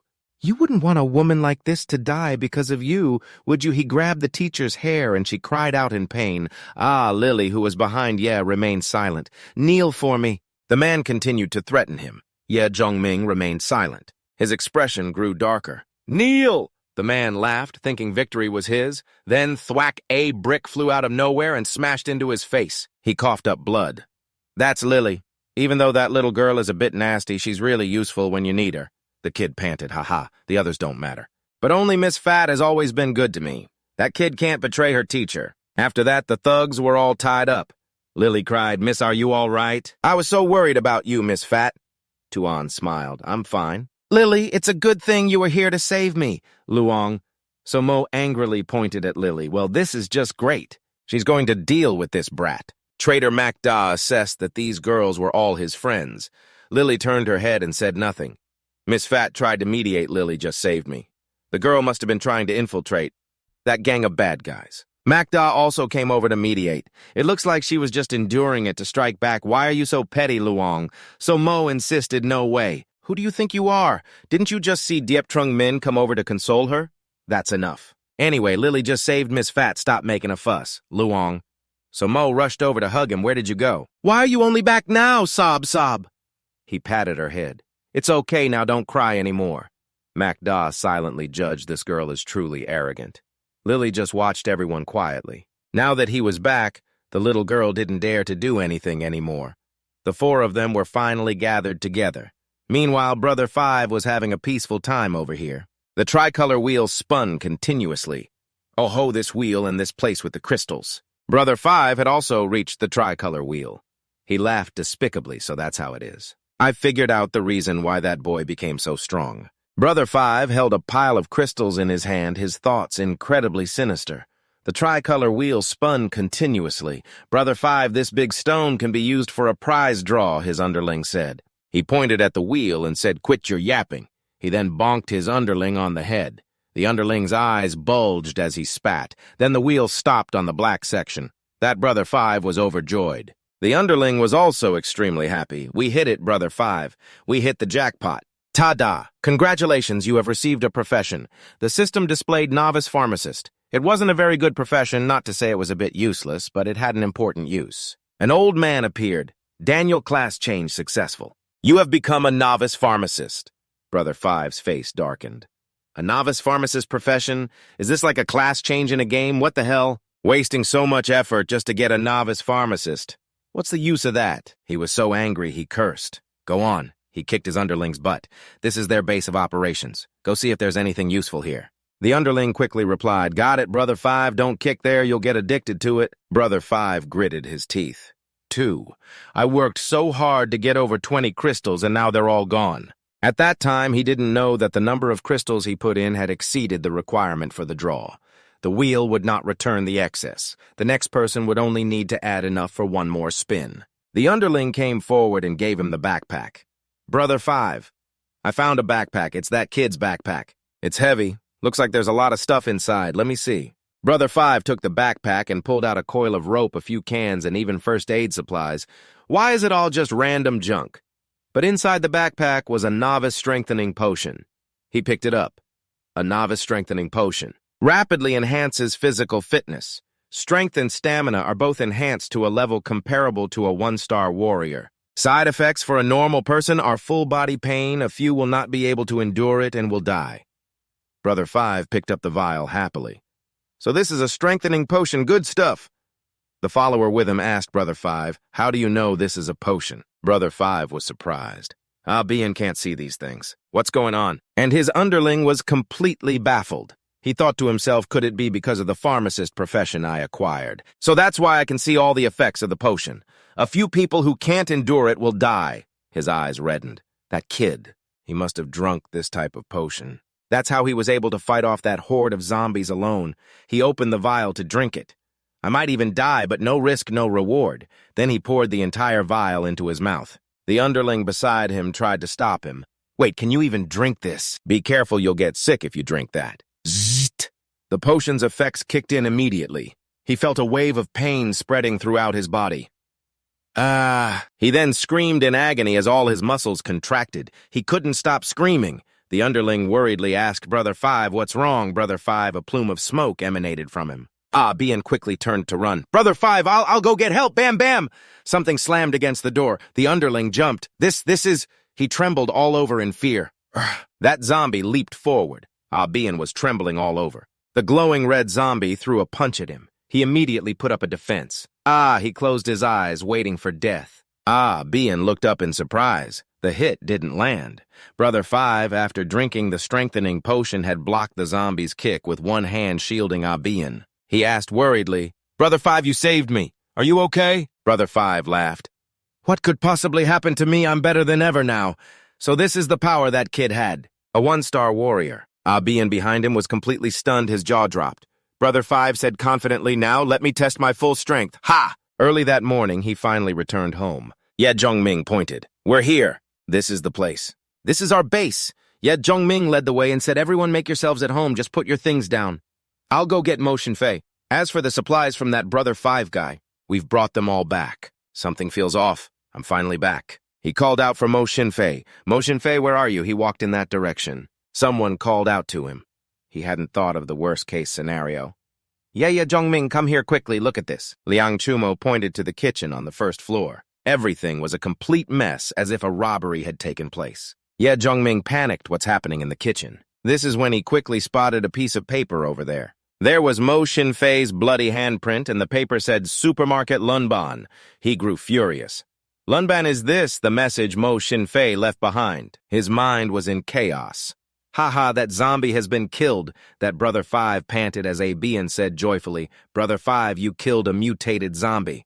Ha ha ha ha, that Brother Five laughed, looking at his hand covered in green blood. I have obtained great power, he shouted with extreme joy, acting like a savior as that Abian praised him. Brother Five, you're so incredible. So from now on, we don't need to be afraid of zombies anymore. Afraid, that Brother Five looked back at his underling and repeated the word. From now on, zombies are my prey. He patted his underling's shoulder. Abian nodded. Yes, Brother Five is the absolute best. Let's go find Brother Dong's crew. The two of them finally returned to the base. Brother Five. Brother Dong probably isn't back yet. Abian explained as he walked ahead, otherwise he would have come out to greet you already. The moment they opened the door, the two of them were startled and extremely surprised that Abian shouted, What in the world is going on here? Brother Dongzi's crew was tied up on one side. One person had even passed out and didn't need to be tied. One of that Brother Dongzi's men woke up and exclaimed happily, Brother Five, you're finally back. He immediately reported it was that brat, the brat you wanted to kill. He not only killed Brother Dong, he also stole all of our supplies. That Brother Five immediately ran to the warehouse looking extremely anxious. Thump, thump, thump. As soon as he opened the supply room door, his eyes fell upon a completely empty space. That Brother Five roared in anger. You little brat! He gritted his teeth. This time I'll personally pulverize him. He grabbed the door and twisted it. I'll chop you into 1,000 pieces. Hey, over here, you're trembling all over, Liang Shumo asked with concern. Zhongming, are you all right? Why are you suddenly shaking like that? I'm fine, he said. I just have a strange feeling. Liang Shumo walked over, worried Mo. Ye also brought over some things, eat something and get some rest. We have to keep moving soon. The teacher also brought a cup over here, drink some hot water. Ye Zhongming discussed the plan. My partner Mo Shinfei is probably in danger. Furthermore, she left a message about Lunban. We should probably act based on that information. Start with Lunban at the supermarket, Liang Shumo asked. She was genuinely a bit worried about that Mo Shinfei. Is she your girlfriend? No, he replied. She's just a very good partner. There wasn't a hint of personal affection in his eyes. Liang Shumo was happy to hear that and said, then I'll go search with you, she thought to herself gleefully. It's great, she's not his girlfriend. If I can help Zhongming, maybe he'll pat my head. Just as long as you don't ruin my operation. As teammates, everyone has to be useful, not just ride a master's coattails to rank up. He reconsidered the people in his squad, for now they were quick and loyal so they could be trained, and Mac Da was a skilled fighter. Calm and courageous is a good choice, but this teacher named Phap Tuan. As if guessing his thoughts, Phap Tuan presented her case. Mr. Deep, can I go with you? I'm a health education teacher. I know some healing techniques and can also handle logistics. He nodded. Don't drag everyone down. I can't protect you girls. He looked over at Mac Da. Officer, what about you? Are you going? Mac Da laughed and said, What are you talking about? Let's go, comrade. After everything we've just been through. She had gotten a rough idea of him. A person like you is truly someone worth befriending in this apocalyptic era. Setting off. Everyone was fully equipped with supplies. Diep Trung Min was worried about how long it would take to go out and find Mac Hin Fai and Luan Ban. These supplies are enough for a few days, but any more stuff and we won't be able to carry it. Mac Da walked over and asked Trung Min what's wrong. He replied, Let's take these supplies first. The rest can only be left here. Mac Da smiled. Leaving it here isn't safe. I have a way. Diep Trung Min was surprised. Ah, that's great. It was like a revelation. The two of them went to the police station and commandeered a truck. Mac Da was cheerful. She pointed to the vehicle and smiled. How about it? This is the precinct's prized possession. Our chief had to beg and plead with headquarters to have it sent here. Diep Trung Min praised it. The absolute best, it's the uncrowned king of military vehicles equipped with external armor for protection and a four-wheel drive system that can handle any terrain. Mac Da introduced it with a maximum payload of 33 tons and a top speed of 87 kilometers per hour. It's a shame this vehicle isn't equipped with missiles, a bit of a pity. He mumbled, missiles aren't really necessary. He was overjoyed. This vehicle is going to be a huge help. Thank you, Macda. She laughed. Ha ha, it's nothing. Just soldiers helping each other out. Inside the school, a BN followed behind Brother 5, trailing after him and asking Brother 5, do we have to leave the school? That Brother 5 pulled out a knife. Find the brat who destroyed our lair and I'll skin him alive. His expression was incredibly fierce. A BN trembled. Then what about the other brothers? That Brother 5 thought back. I can't believe that useless bunch with Dongtu actually tried to rebel. Thinking about when his underlings reported it made him furious. Without a moment's hesitation, he abandoned them to fend for themselves. Save us! Help us! The remaining members cried out continuously. That Brother 5 licked his knife. A little zombie-killing hunter, all it takes is one. He looked like he wanted to eat you alive, not leaving you any chance to survive. The two of them drove the car out of the security precinct. The city streets were completely filled with zombies. They rammed into any that came close. Diep Trung Min felt much more relaxed. This truck is awesome. Facing the zombies is much safer now. Macda also smiled. Of course, a few zombies are just a small problem for our vehicle. The police department's prized possession has to be this good, of course. The two of them drove continuously, running over any zombie in their path, chatting leisurely inside the car. We were lucky to have Mac Day, otherwise we wouldn't have gotten this military vehicle. Fu Xuan sat happily in her spot while Liang Shumo still looked somewhat irritated. The teacher said, as expected of a guard, you're much more capable than us ordinary people. Liang Shumo was angry that Officer Mo Ye was taking credit like that. I want to be of some use, too. Ye Zhongming looked back at his notes and told the other three the marked consort Shin left behind doesn't have a clear address, only a route to check each supermarket one by one. There's a supermarket up ahead, let's go check that one first. Mo Ye looked back at a horde of zombies that appeared out of nowhere, flooding in like a tidal wave. She said, Ye Zhongming, quick look outside, huh? He was also completely surprised. Why are there suddenly so many zombies? That horde of zombies surrounded the vehicle. They seemed to be rushing towards us as if they're fleeing. Not a single zombie dared to stop. They were all running for their lives. Liang Shumo looked up, her voice filled with terror, warning everyone, look over there. What is that thing in the distance? Behind that horde of zombies, something leaped high into the air. It was like a giant ape, and it landed with a crash that made the ground shake violently and even crack apart. That zombie was enormous. It must have been over 2 or 3 meters tall. The entire horde of zombies below looked like ants scurrying forward. An unlucky zombie was caught by it. The giant zombie then shoved the smaller zombie into its mouth. It's eating zombies. Yet Zhongming frowned. A mutated white ape, a ferocious beast post-evolution possessing limitless strength and a brutal temperament. He explained to everyone, with my current power as a 1-star warrior, I'm afraid there's no way I can deal with this mutated white ape. He intended to turn the car around to leave. But having fought the white ape in my past life, I know its fatal weakness. Thinking back to that battle in his previous life, he shuddered. He had almost died then. The ape noticed their vehicle and pounced. He clicked his tongue. Tiskets noticed us. Hold on tight.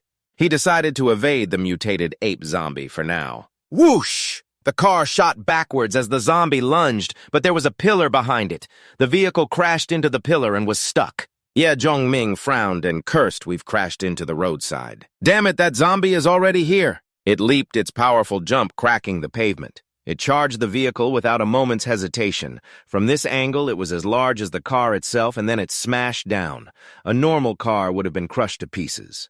But luckily, this was an armored vehicle, so it held up. Ah! Everyone inside was thrown about by the impact, and broken glass flew everywhere. Liang Shumo screamed, covering her face. Yet Zhongming, however, showed no fear. His gaze remained resolute. He frowned. This was the last thing he wanted to happen.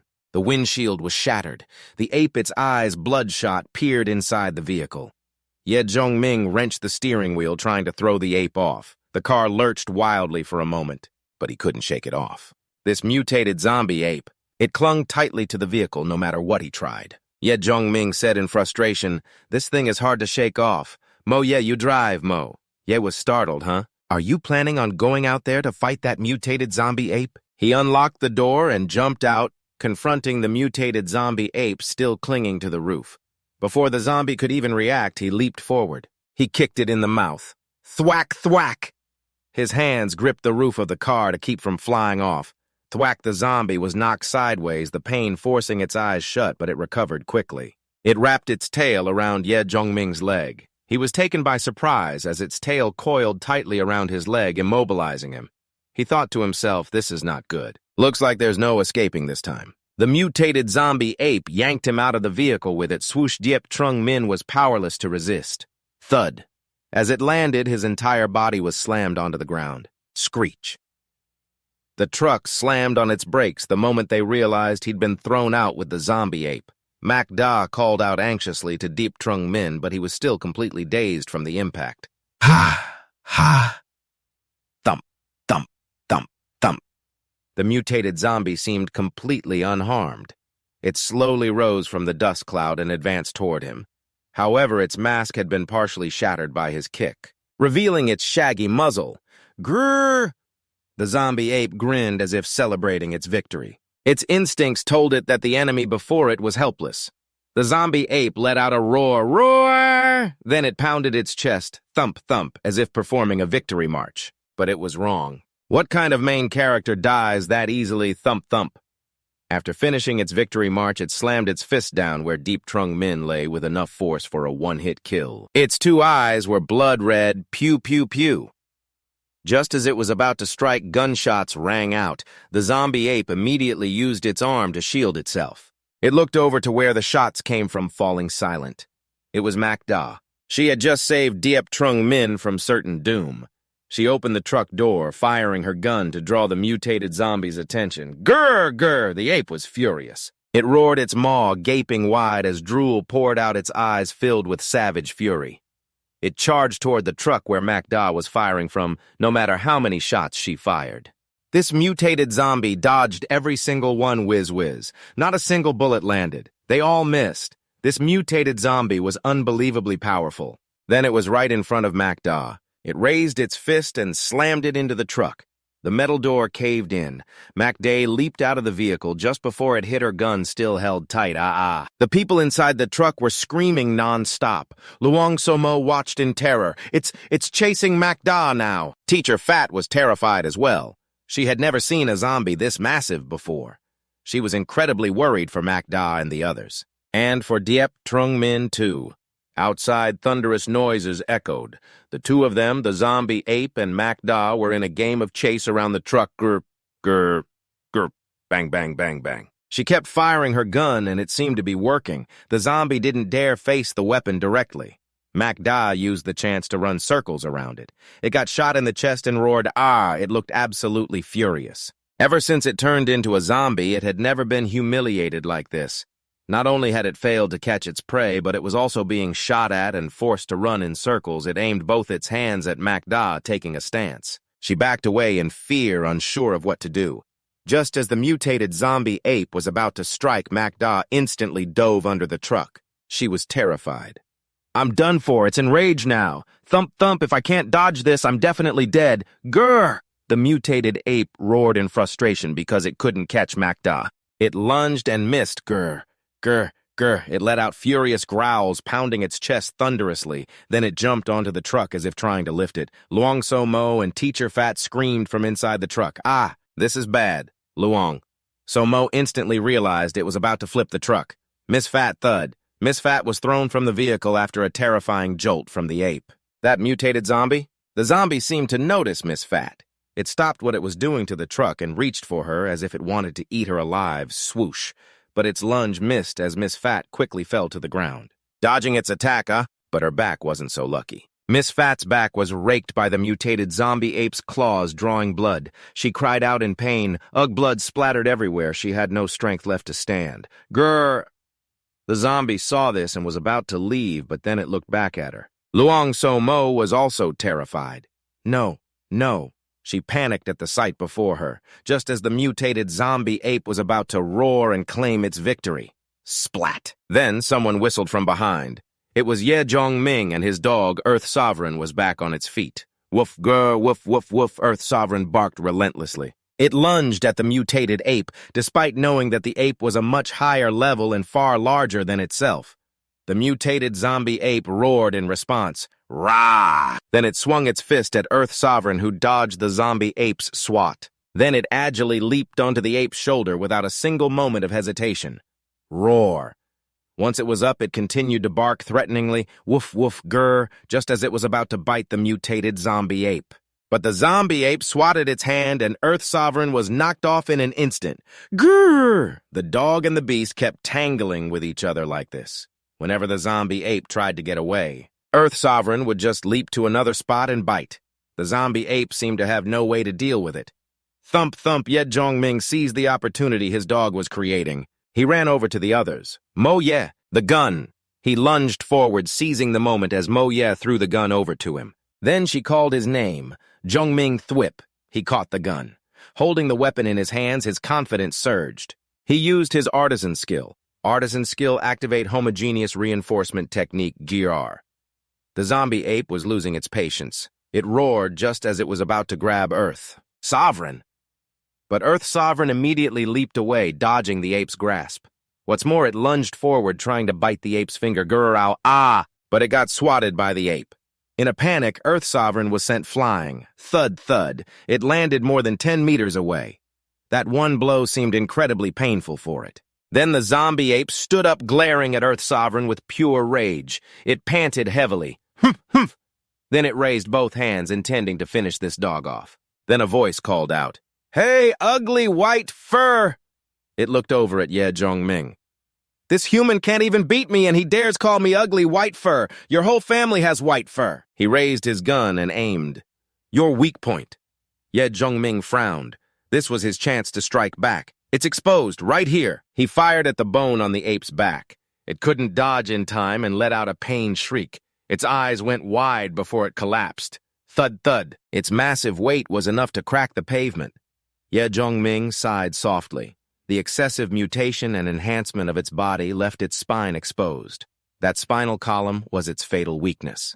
He glanced at the gun, thinking to himself, "Good thing I used the reinforcement technique. Otherwise, even knowing the mutated white ape's weak spot, it would have been difficult to take it down. Looks like I need to make full use of the artisan skill." And its 5 new techniques. The gathering technique, homogeneous reinforcement technique, crafting technique, enchanting technique, and inlaying technique. This is actually exciting. Maybe they aren't as useless as I first thought. Inside the vehicle, the others were bandaging the magic teacher. She suddenly cried out. "Ah, it hurts so much." Liang Chumo gently soothed her. "The wound is a little deep. I'm disinfecting it with alcohol. Miss Piao, please try to bear it for a moment." Liang Chumo was gently dabbing Piao Shuying's wound with alcohol. She bit her lip to endure the pain. I know." Beads of cold sweat formed on her face. Ye Zhongming pushed open the door and entered, his voice laced with worry. "I heard a pained scream. What's wrong with you two?" His eyes landed on Piao Shuying, who had her top off her back exposed while Liang Chumo cleaned her wound. She blushed when she saw him burst in. He was also startled. Piao Shuying immediately screamed, "Ah, ah, ah! Ye Zhongming, get out! Ahem, ahem, my apologies." He quickly shut the door and left his face bright red. Mo Ye approached and asked with concern, "How is Miss Piao?" He answered, "They're applying medicine. It's just a scratch, nothing life-threatening." He walked towards the back. Despite everything he'd been through, witnessing that violent scene had still shaken him a bit. He went to the back of the vehicle and sat down, stroking his dog's head. "Earth Sovereign, you did a good job." Earth Sovereign whimpered softly. "Arf." He looked at the dog, his heart filled with sorrow. Luckily, the wound isn't too serious, but it will affect its mobility. Post-mutation wounds heal very slowly. "I have to find a way to speed up the healing, some kind of medicine." He frowned, continuing to stroke Earth Sovereign's head. "Earth Sovereign, I promise I'll heal you." The dog nodded as if it understood. As for that giant mutated ape, sure enough, he began the dissection. Mo Ye came over to inform Zhongming of the current difficulty. Gufa's wound is too deep and bleeding nonstop. A wound this large needs to be stitched up. "But we don't have the tools or anesthetic here." He frowned. "I can craft suturing tools with my handicraft skill, but getting anesthetic is more troublesome." He thought about his past life. "I've done it without anesthetic before, but I'm afraid Gufa won't be able to endure the agony." He stepped forward and laid out his plan. The Earth Emperor Hound is also injured. There should be a private hospital nearby with surgical drugs. Coincidentally, we're also looking for first aid supplies. Liang Shumo asked, "What about the supermarket and that friend of yours?" He smiled.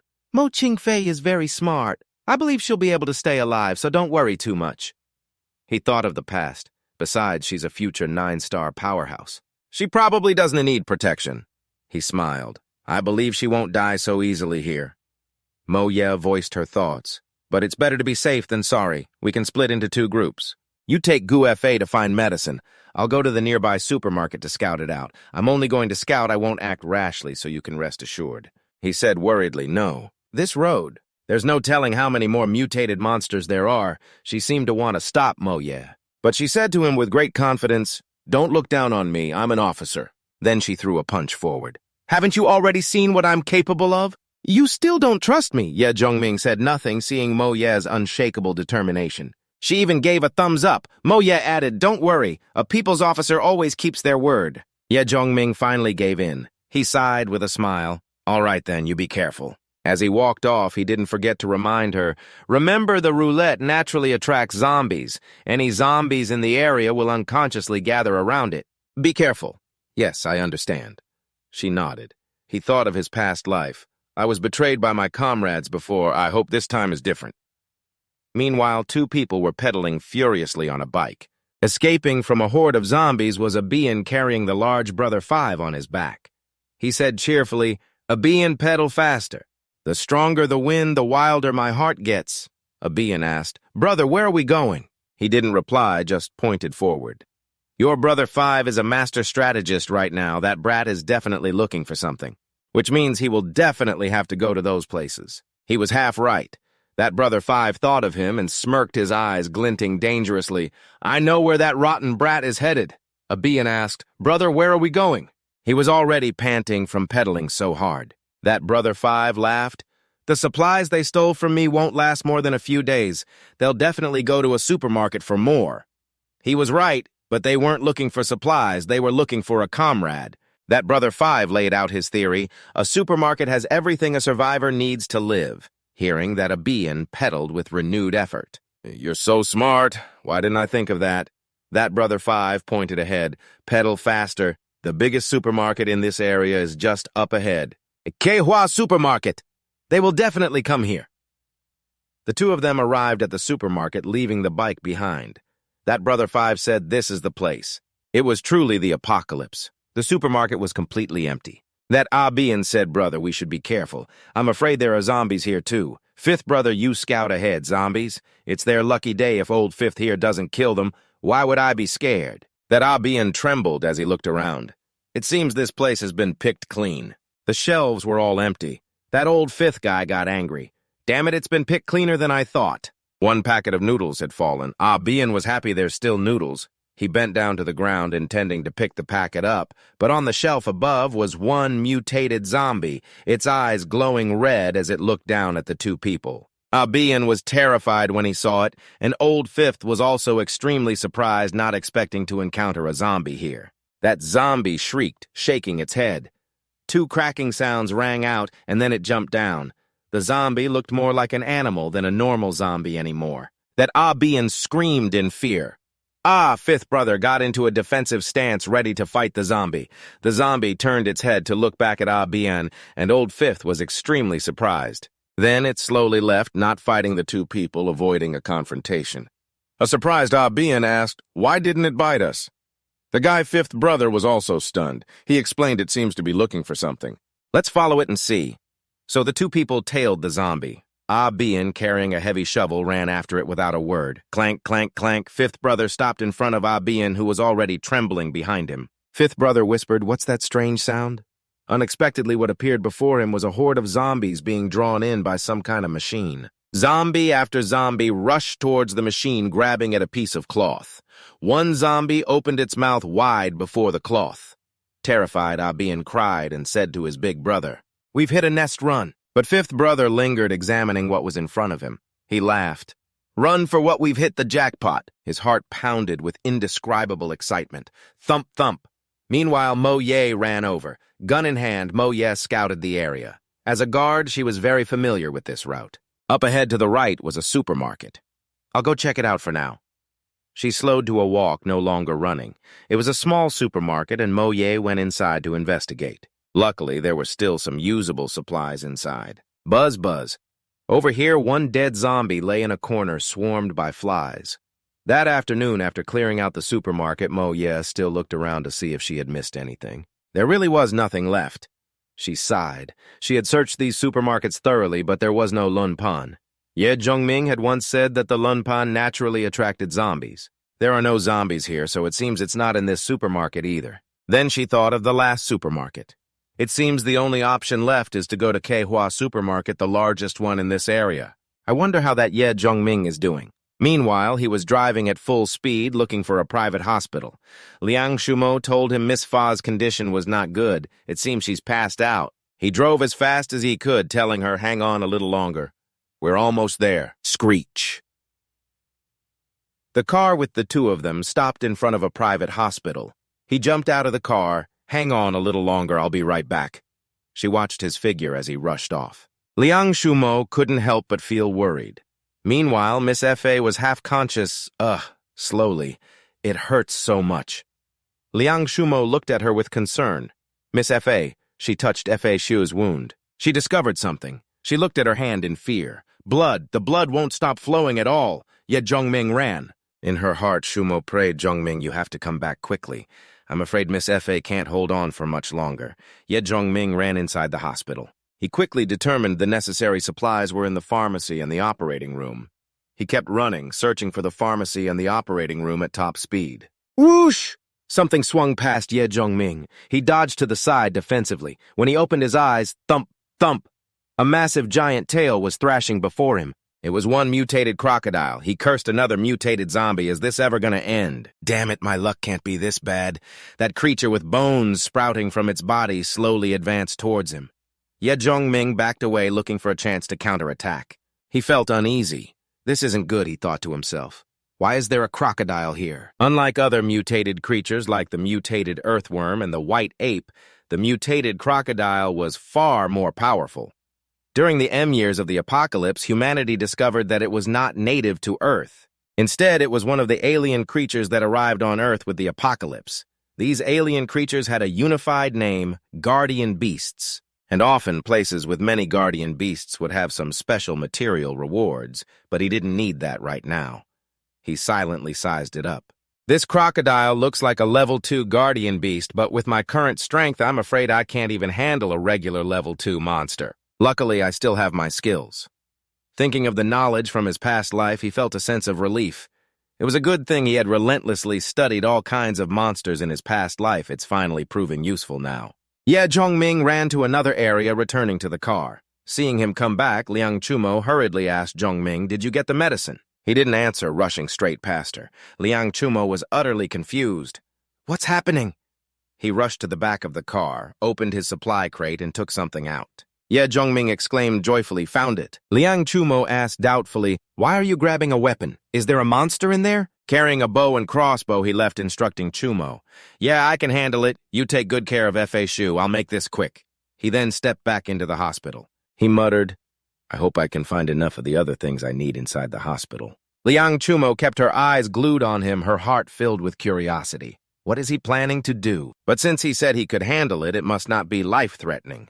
Besides, she had no combat ability, so she could only stay outside and worry about F.A. Shu and him. After re-entering the hospital, Ye Zhongming began crafting. Great, I have everything I need now. My current power level isn't enough to handle a level 2 guardian beast, but I can use these tools. I have to figure out a way to slow it down.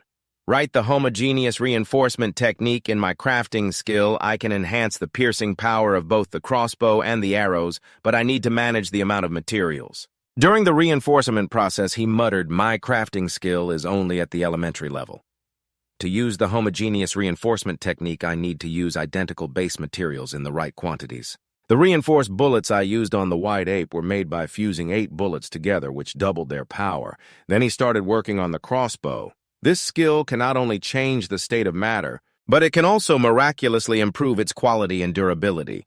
This kind of supernatural ability is just like some kind of magic. He even used a crystal while reinforcing the crossbow bolts. After a while, he finally finished making the parallel reinforced arrows. Ye Zhongming sighed in relief. Next, I need to make a large metal net. In my past life, someone used the inlaying technique. Theoretically, this technique combines 2 completely different materials while allowing each to retain its original properties. For example, combining an ice block with an iron sword creates an iron sword that has a freezing attribute. So I will combine this iron net with this blue protective net to deal with that crocodile. Everything will depend on the combination of these two materials. Will it be as effective as I imagine? After finishing all his preparations, he looked towards the crocodile and whispered, "Preparations complete. Time for action." He charged forward using all three of the reinforced arrows. He stared intently at the crocodile, his eyes sharp and cold. Success or failure all comes down to this. 3 arrows shot towards the crocodile at the same time. Swoosh, swoosh! The crocodile immediately raised its hand to block, but it was as if it didn't understand what was happening as an arrow landed right in front of it. Thwack! Another one landed beside the crocodile without harming it, but the last one struck it right in the tail. The crocodile angrily looked at him. If it could talk, it would say, "Who are you? How dare you pin my tail to the ground?" He happily brought the green net over success. Now is the time. But the green net seemed a bit heavy after being set. Ye Zhongming panted heavily while carrying it. Whoosh! He rushed to the surgery room as soon as the crocodile was secured. Ye Zhongming was overjoyed. Gauze needles, syringes, surgical hooks, anesthetic, and even painkillers with these things. The surgery probably won't be a problem. Meanwhile, the crocodile struggled to pull the arrow out, but it couldn't. It thrashed its tail wildly, whoosh, whoosh. Being trapped in the iron net made it extremely angry, letting out a series of unintelligible cries, gur. Then its foot finally managed to reach the iron net. This beast finally managed to get the iron net off. It let out a loud roar, then it turned to look in the direction he had just left and started moving towards Ye Zhongming. He still had his back to it for this crocodile. It was a godsend opportunity. Meanwhile, in the biggest supermarket in the area, all the zombies had been killed, most of them punched into a bloody mess. That fifth brother was also panting from exhaustion. "Ha ha! It can't be wrong, this is it!" He turned towards the wheel that had appeared overjoyed while Abian was hiding in a corner. After waiting for the zombie commotion to die down, he finally took the chance to crawl out. He looked around, extremely bewildered. "The zombies are all dead!" Swoosh! Fifth brother pulled off the white cloth. That was covering the wheel. After the cloth was removed, a wheel appeared before his eyes. He was delighted the wheel is still new and has many slots. Then he turned to his underling and yelled, "Abian, you coward, go get the crystals from the zombies and bring them here." That Abian got kicked in the butt again, crying out in pain. Abian looked back at his boss, annoyed but still complied. He didn't resist at all, even though he felt like throwing up his lunch while collecting the crystals from the zombies. But he still tried to hold it in. That fifth brother walked around the wheel, studying it. This wheel is different from the 3-colored one from before. On top, there are both cards and necklaces. After a while, Abian finished collecting the crystals and brought them to fifth brother. "Boss, the crystals are all here." That fifth brother held the crystals covered in green blood, feeling a bit nauseous himself. Abian reported, "On the way here, we killed a few zombies and got these crystals. In total, there are 9 pieces. He cursed. Each spin of the wheel needs 10 pieces. We're still short one." Fifth brother snapped, "Damn it, do I have to just sit here and wait for another zombie to show up?" Abian tried to comfort him. "This wheel can attract zombies. If we just wait a little while, it'll surely be fine." Seeing his boss's grim expression, he became afraid for himself. Fifth brother hit Abian again. "You still have the nerve to talk." "You're completely useless, you waste of space!" Abian cried out from the beating. "Ow, ow, that hurts. He already hit hard before, but ever since..." Fifth brother took some kind of enhancement drug. His hits have become even more painful. Thump, thump. Meanwhile, Mo Ye had also arrived. She stood in front of the Kihua supermarket and mumbled, "I'm here, this is the place. Kihua supermarket." Looking inside, she couldn't help but deduce, "It's too quiet in here, the zombies have all been dealt with." She slowly started to step inside, but then stopped. Something's not right. It feels like something inside the supermarket is waiting for me. Meanwhile, the guardian beast crocodile went into a frenzy. Then it stood up on 2 legs, roaring wildly, "Rawar, gar, gar, gar." Liang Chumo heard it and was startled. "What's that sound?" She was extremely worried. Liang Chumo looked back at teacher Piao Shu Ying, who was still bleeding non-stop, but her thoughts turned to Ye Zhongming. Is Zhongming in danger? She then wrapped the blanket tightly around Piao Shu Ying, planning to leave to check on Zhongming. All sorts of thoughts ran through her mind. There must be zombies inside causing trouble. I can't just stand by and do nothing. She opened the car door, deciding to go in and help Ye Zhongming, leaving Piao Shu Ying alone in the car. She ran towards the hospital gate and dashed inside at her top speed. "Ye Zhongming, please be okay. Bang, bang." As soon as she arrived, she found that crocodile repeatedly smashing against a room door. Liang Chumo was completely shocked. What the hell is this thing? The crocodile roared, tearing the iron door of the hospital room. Liang Chumo was terrified. What kind of monster is this? She then backed away. Inside, he was trying to gather all the furniture using a chair to block the door to buy time. The monster was slamming against the door, denting it severely. A level 2 guardian beast crocodile is indeed not easy to deal with. Now it has gone berserk. I can't get out. This is tough. Liang Chumo witnessed everything from her side. She made her own judgment. He's done for. The monster must be blocking Zhongming in the pharmacy. He can't get out. I have to find a way to attract its attention to help Zhongming escape. She looked around to see if there was anything she could use. She walked over there. Seeing several eggs in the hallway, Liang Chumo immediately realized what they were. She thought, that's it. Grr, grr, grr. The crocodile growled continuously, unable to catch Zhongming. It was furious. Whoosh, whoosh. Then it used its tail to shatter the glass window on the side. Yet Zhongming shielded himself to avoid being injured by the flying glass shards. He frowned. The props crafted from basic skills are still not strong enough. It broke out so quickly. This guardian beast's desire to attack is so high. Could it be protecting something important? He couldn't help but ponder as he looked at the guardian beast. Then he seemed to see something. He was extremely shocked. Crash, over there it was, Liang Chumo. Why did she run out? Outside, the guardian beast was still frantically slamming its tail against the wall. The wall was about to collapse from the impacts. Crash Ye Zhongming felt as if he'd been struck by lightning.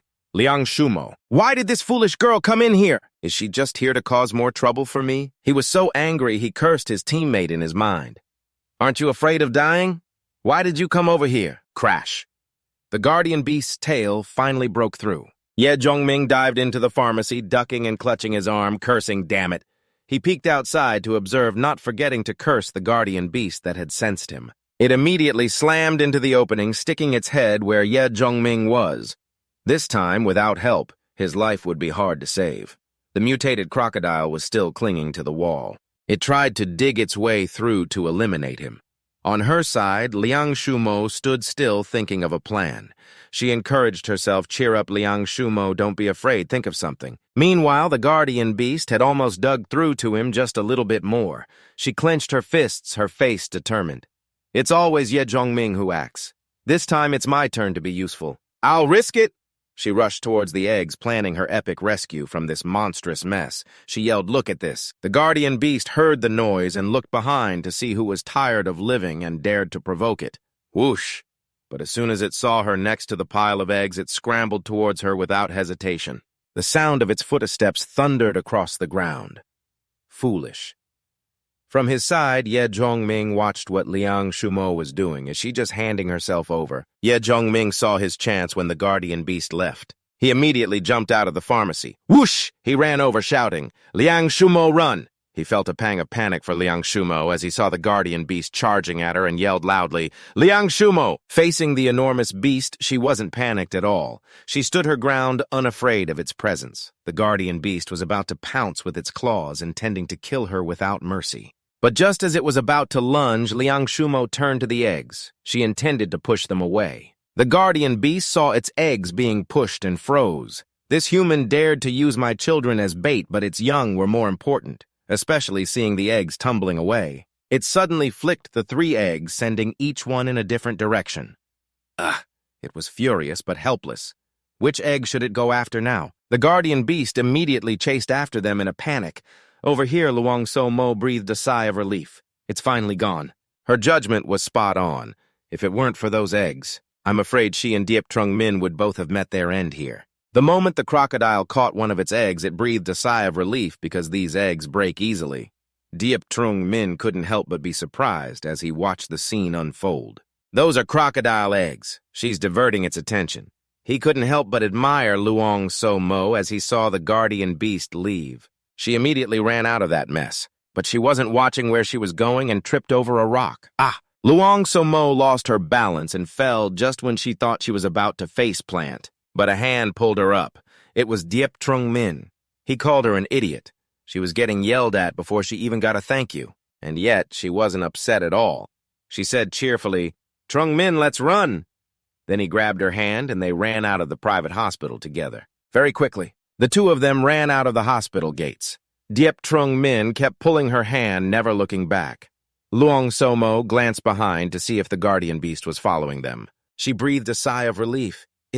It didn't chase us out here. He said it won't stray far from its eggs. We're safe now. That's great, she said happily. But before her joy could settle, he was already yelling at her. Luong Somo, do you have a death wish? Do you have any idea how dangerous that was? Then he grabbed her by the shoulders. Despite his harsh words, the worry in his voice was undeniable. For a moment, Luong Somo was at a loss for what to do. Ouch, Diep Trung Min was gripping her arm tightly. She said, Trung Min, you're hurting me. But he didn't loosen his grip. So you know what pain is? You almost died back there. Feeling wronged by his scolding, Luong Somo looked like she was about to cry. I was just anxious to save you. I wasn't thinking about anything else. Diep Trung Min saw her pitiful expression. He was left speechless. He felt he couldn't bring himself to scold this girl any further. He let go of her arm. It's fine. I don't need your help. Luong Somo whispered, I'm sorry. Diep Trung Min sighed, but this time thank you. This was something he only thought to himself. He didn't say it out loud. That night at the city's largest supermarket, hordes of zombies were slowly gathering. Zit, zit. The roulette wheel inside was covered by a cloth. Mo Ye cautiously entered, observing the scene. So many zombie corpses. So where did that fifth brother guy crawl out from? I was waiting for zombies, but I got a hot chick instead. Mo Ye was surprised that someone was there. But her face darkened when she heard the filthy words that came from his mouth. Oh, looks like you're a cop. A police uniform. I'm a lucky man. Annoyed, Mo Ye raised her fists into a fighting stance. I'm afraid you're not lucky enough to enjoy it. A guy like this needs a fist to the face to wake up. Right after getting the medicine needle and thread, he immediately got into the car to stitch up Pho Tuan's wound.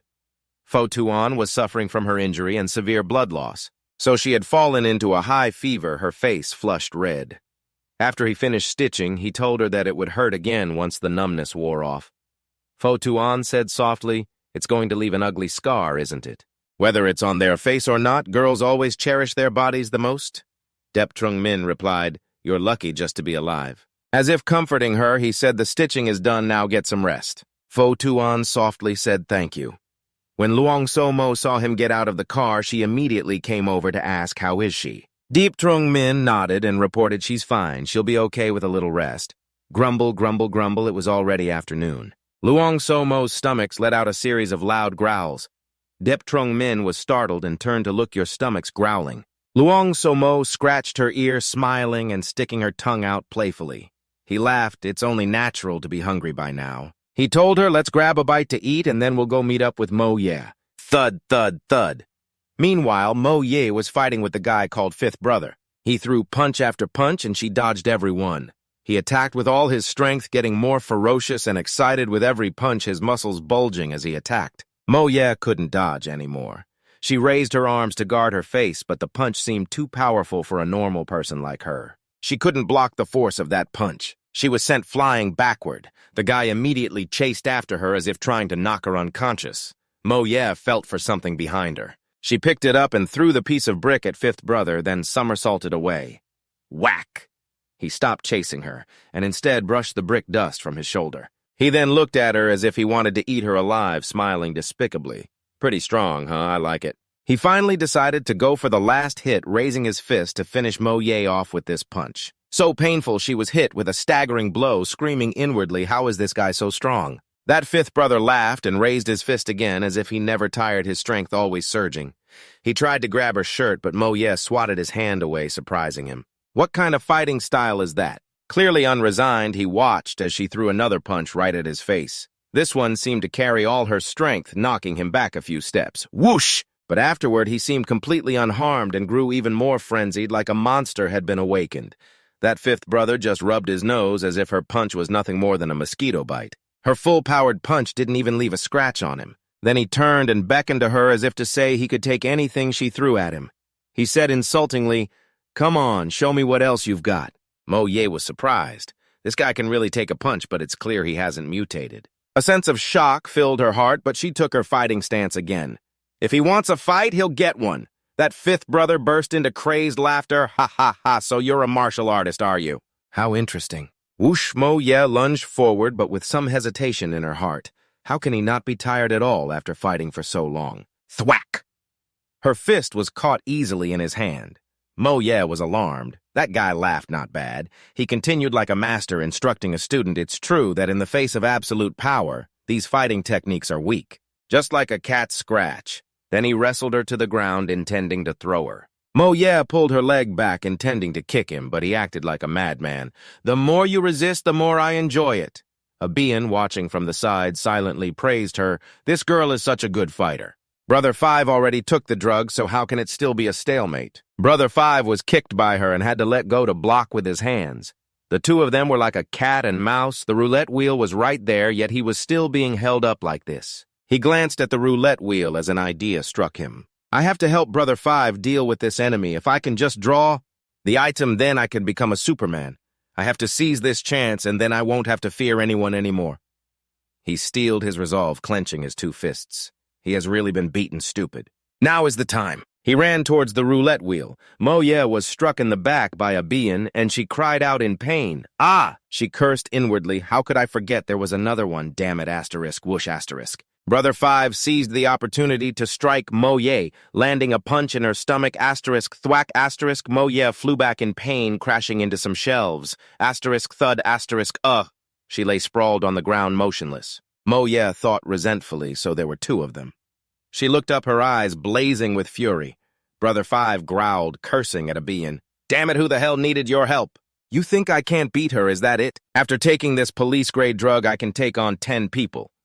He landed a powerful kick to Mo Ye's face. The blow made her spit up blood, and she felt like she was about to pass out. Still not satisfied, he grabbed Mo Ye by the collar. He looked at her and sneered, a cop protecting justice, how ridiculous. Mo Ye still tried to resist even with no strength left. She stared right into his eyes, refusing to admit defeat.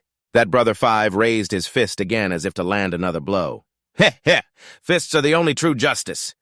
He looked like a demon as his fist flew towards Mo Ye. She showed no fear and even smirked because behind him Ye Jongming had finally appeared. This time that Brother Five is going to die. Oh, he kicked him. He looked behind him in surprise. Who dares to sneak attack me? Ye Jongming landed on the ground and walked over to Mo Ye. She sat on the ground to rest for a moment, looking utterly exhausted. That Brother Five looked him up and down with a casual air. Brother Five spoke first. Well, kid, I was just looking for you. And you delivered yourself right to my doorstep. Ye Jongming ignored Brother Five and walked over to Mo Ye. Extremely coldly, he asked, Do I know you? Brother Five was furious. You?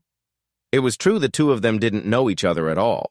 The grudge was entirely one-sided on Brother Five's part. He went to Mo Ye's side. She still looked defiant, trying to push herself to sit up straight. Ye Jongming, I'm fine. Despite the incredibly painful battle she had just been through, Ye Jongming turned to look at Brother Five with a ferocious gaze which surprised him. You're obviously the kid who stole my supplies, so why are you acting as if I'm the one falsely accusing you? That Brother Five mumbled, Listen up, I am. But before he could introduce himself, Ye Jongming lunged forward, swinging a fist at Brother Five and adding, I don't care who you are, no one touches my people, asterisk, whoosh, asterisk. Brother Five ducked to avoid the punch, cursing, Damn it, this brat doesn't even listen, die. He swung back at him. A murderous aura flashed in his eyes. Asterisk, clang, asterisk.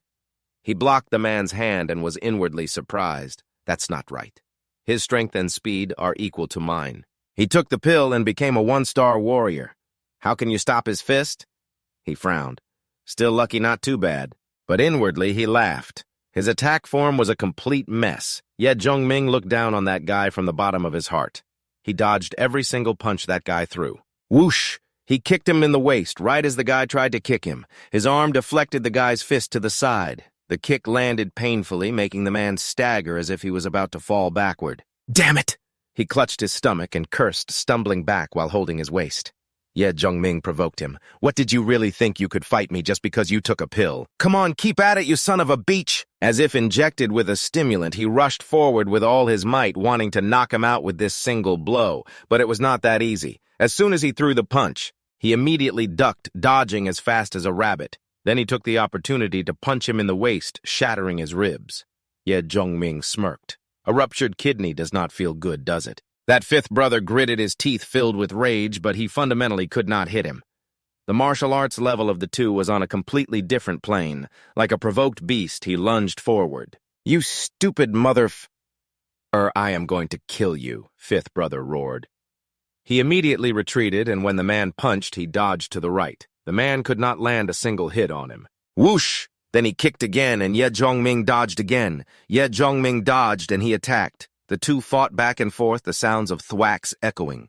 A normal person would probably not be able to keep up with this kind of fight. He looked down on him from the bottom of his heart, even though he was also a one-star warrior. His physical functions and reaction speed are not much worse than mine, but the thing that makes the real difference is not any of that.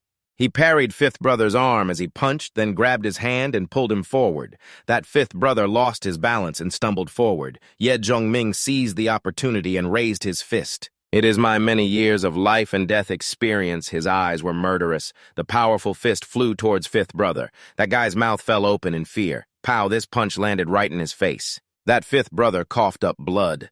This punch was like returning the kick that Mo Ye had to take earlier. Yes, he was hit and fell backward. His underling Abian witnessed it and worriedly called out fifth brother. He shouted loudly, "Cough, cough." That fifth brother slammed onto the ground in pain. He looked at him full of fear.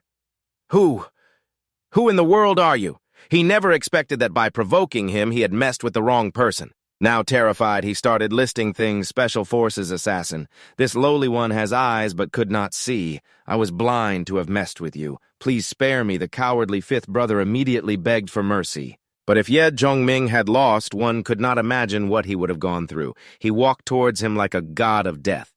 That fifth brother knelt down and kowtowed before him. Spare me. I am begging you. A complete contrast to his arrogant demeanor from before.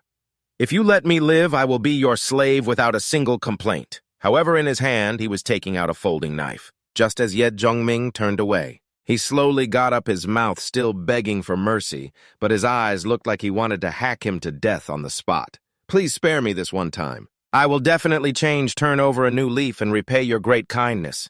As he spoke, he lunged forward with that knife, intending to stab and kill him. Thwack, thwack, thwack.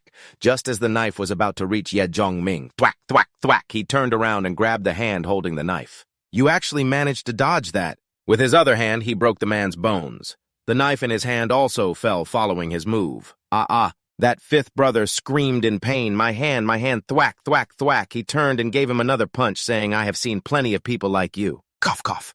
He was hit with another punch and lay on the ground in agony. So much scheming, yet so pathetically weak. That fifth brother turned to his underling, the weakest one he always bullied. He begged, a being, save me. That underling of his just stood there frozen in shock. Without a word, he looked just as panicked as Brother Five. He ran over to him, and Brother Five said joyfully, Quick, help me up, let's go. Good Brother Five praised a being who urged him, Brother Five, let's hurry and go. As the two of them helped each other leave, Mo Ye asked Cousin Ye, why did you let them go like that? Ye Zhongping said, it's not good. Those good brothers are about to destroy themselves. I don't even need to lift a finger. After all, I understand people's deceitful nature. He gave a self-mocking smile. The two of them smirked as the sky gradually darkened the twilight, casting a bewitching glow over the city. He stood silently watching the two help each other away. After seeing them go, he quickly knelt down beside Mo Ye and asked, How are you? She looked at him and smiled faintly. This little injury just needs a bit of rest and it'll be fine. He also smiled and said, Consider yourself lucky you didn't break any bones.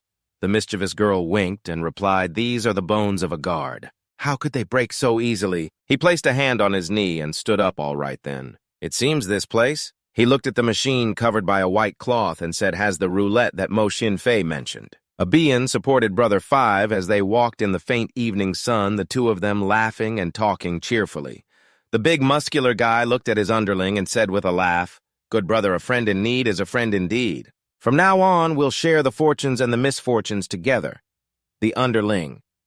Abian was covered in sweat from supporting a guy twice his size. He also laughed and replied, Of course. Just wait until you've recovered, Brother Five. You'll be a great hero again. Brother Five looked down at his deformed arm and said angrily, Damn it, I'm crippled. You're not completely dead either, and the roulette has fallen into their hands again. Abian replied, That's right. The muscular guy leaned his whole body on his underling and shouted with bravado, Just wait a few days for me to recover. I'll get my spirit back and take everything back, right? But Abian seemed to have lost interest in him. He looked away, replying perfunctorily, Right. Suddenly, Abian stopped walking completely.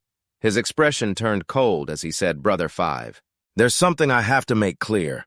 He held the other guy's arm to steady himself, then decisively turned on him, "Share fortunes and misfortunes together. The brothers have followed you for so long. From struggling in the underworld to being chased by zombies, have we ever enjoyed any fortune?" Hearing this, Brother 5 was speechless and stammered, "What are you—" Abian ignored him and continued, "On what grounds do you get to eat the meat while it's hard for the brothers to even get a sip of the soup?" Perhaps he had wanted to say these words for a long time, but never dared. Now that Brother 5 was an injured cripple, he finally dared to speak his mind. He pushed Brother 5 away, clenched his fists, and shouted angrily, "Honest people just get bullied, is that it? Am I supposed to be an underling for my whole life?" Brother 5 was also panicked and quickly said, Brother Abian, don't do anything crazy unexpectedly."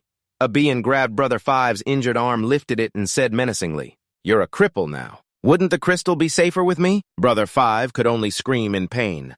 Abian took the crystal from his hand, looked at him viciously, and said, "I'll look after the crystal for you. You just stay here and recover well." Just then, outside the alley, a horde of zombies was peeking in, ready to charge. They were numerous and looked terrifying, each one wanting to eat him alive. Brother 5 tried to call for help, but failed, his face filled with despair. Meanwhile, outside in the car, Summer sat anxiously looking out and wondering, "I think I heard a tragic scream. Wasn't that Ye Jongming's group?" Her eyes widened in alarm as she saw him carrying Mo Ye back. She panicked and quickly shouted at Jongming, "What's wrong with Mo Ye?" He calmly walked straight to the car and replied, "She's injured. Let's go to a nearby area and find a safe place to spend the night." Summer looked out and asked those two people who just came out of the supermarket, "Was it them?" She angrily gripped the steering wheel and cursed, "If I had known, I would have run those two bastards over." A large fire flickered inside the building. Summer and Ye Jongming sat with their knees drawn up watching the fire. The other two girls were already asleep under the blankets. Summer said while eating, "Oh, right. Shouldn't we hide this roulette, just in case someone else takes advantage of it?"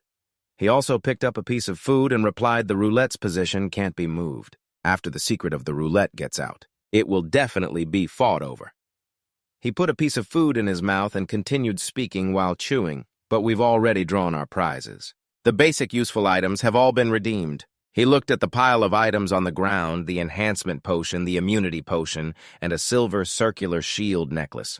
Looking at these things, he smiled smugly, thinking it's a good thing so many people helped me. To collect so many crystals, it wasn't a waste of effort. Summer picked up the necklace, her eyes crinkling with delight. "Wow, this necklace is so beautiful." She held it against her neck, her eyes sparkling. "It really is beautiful," Ye Jongming then said to her. "This isn't jewelry, it's an important tool." She sighed in disappointment. "Even if it were jewelry, I couldn't wear it. Who would I wear it for? The zombies?" "That's right. Most of the time, girls dress up for other people to see." She grew sad, at a loss for words, and stared at the fire in front of her.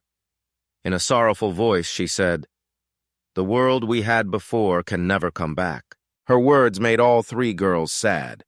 Seeing the mood suddenly turn heavy, he frowned and said loudly, "But if our team can stick together and act as one, we can at least stay alive," he said with determination, trying to motivate the girls. "I, Ye Jongming, am not some benevolent person. I only saved you because I want you to become my support. I need you to trust me and then prove your own capabilities."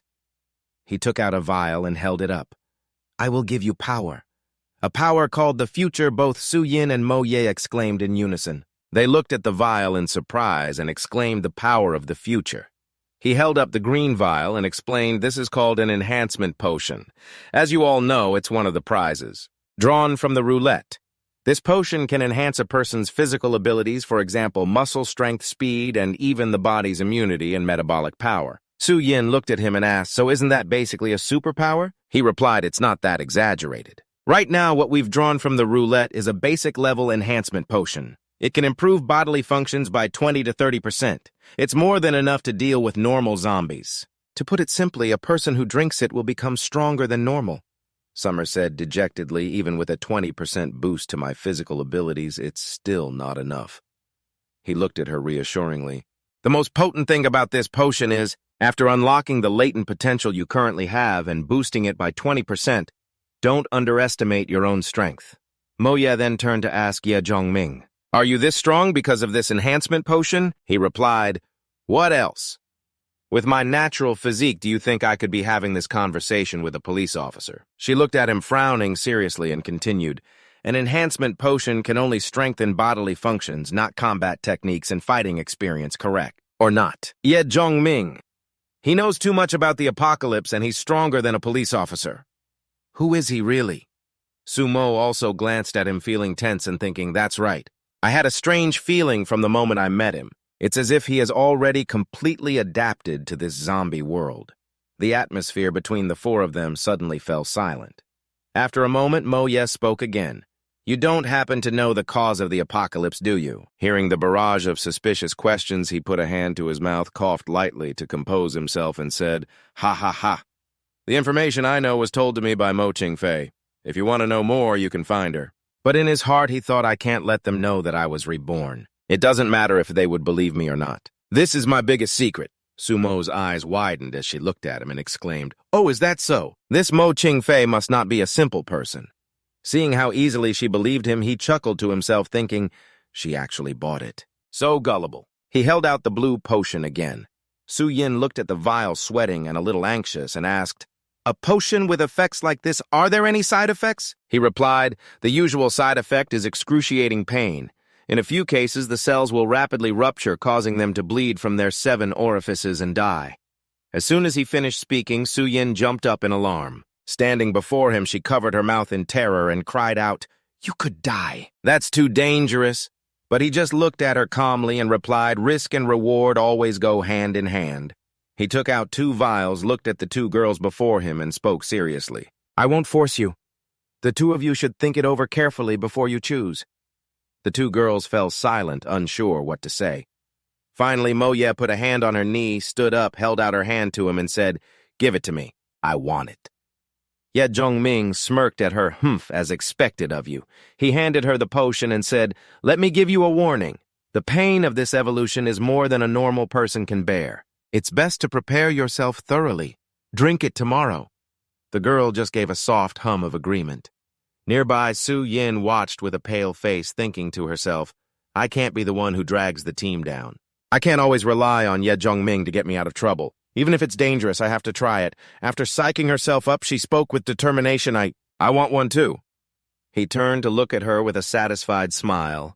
Of course you can. He also instructed her, drink it tomorrow after you've prepared well. Get some rest early tonight. And one more thing. He suddenly pulled her jacket zipper up over her chest. He remained perfectly calm, zipping up her jacket while saying, from now on, dress more practically.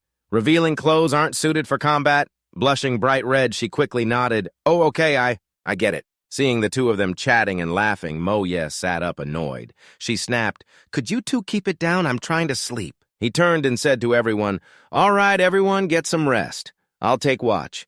We have a big day tomorrow.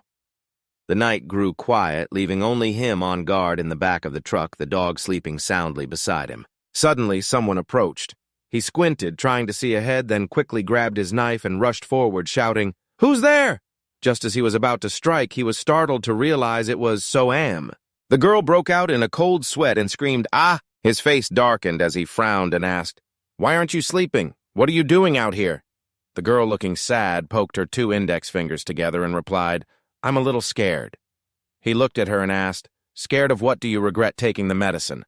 Suddenly, she threw herself into his arms, hugging him tightly. He was too surprised to react. She rested her head on his chest, her eyes welling up with tears, and whispered, no, I don't regret it. It's just that if I drink the medicine tomorrow and die, then I won't be able to see you anymore. He listened silently as she continued, just thinking about it, I couldn't sleep. He affectionately patted her head and said, I see. Then let me ask you one more time. She looked up at him, her cheeks flushed with 2 streams of tears running down her face, looking incredibly pitiful. He frowned, looked at her seriously, and said, obtaining that thing isn't actually necessarily a blessing. Once you gain great power, I won't let you go so easily. I will require you to stay and fight with me for my goals. He held her 2 shoulders firmly. He gently asked, are you willing to stay with me? So-Am had calmed down now. She wiped her tears and replied softly, I know and I understand very well. You saved my life. She smiled at him, her eyes curving. So as long as you give me the chance, I will always stand by your side. I won't be scared anymore. Hearing her words, he was very pleased. He turned around and asked, "What about you?"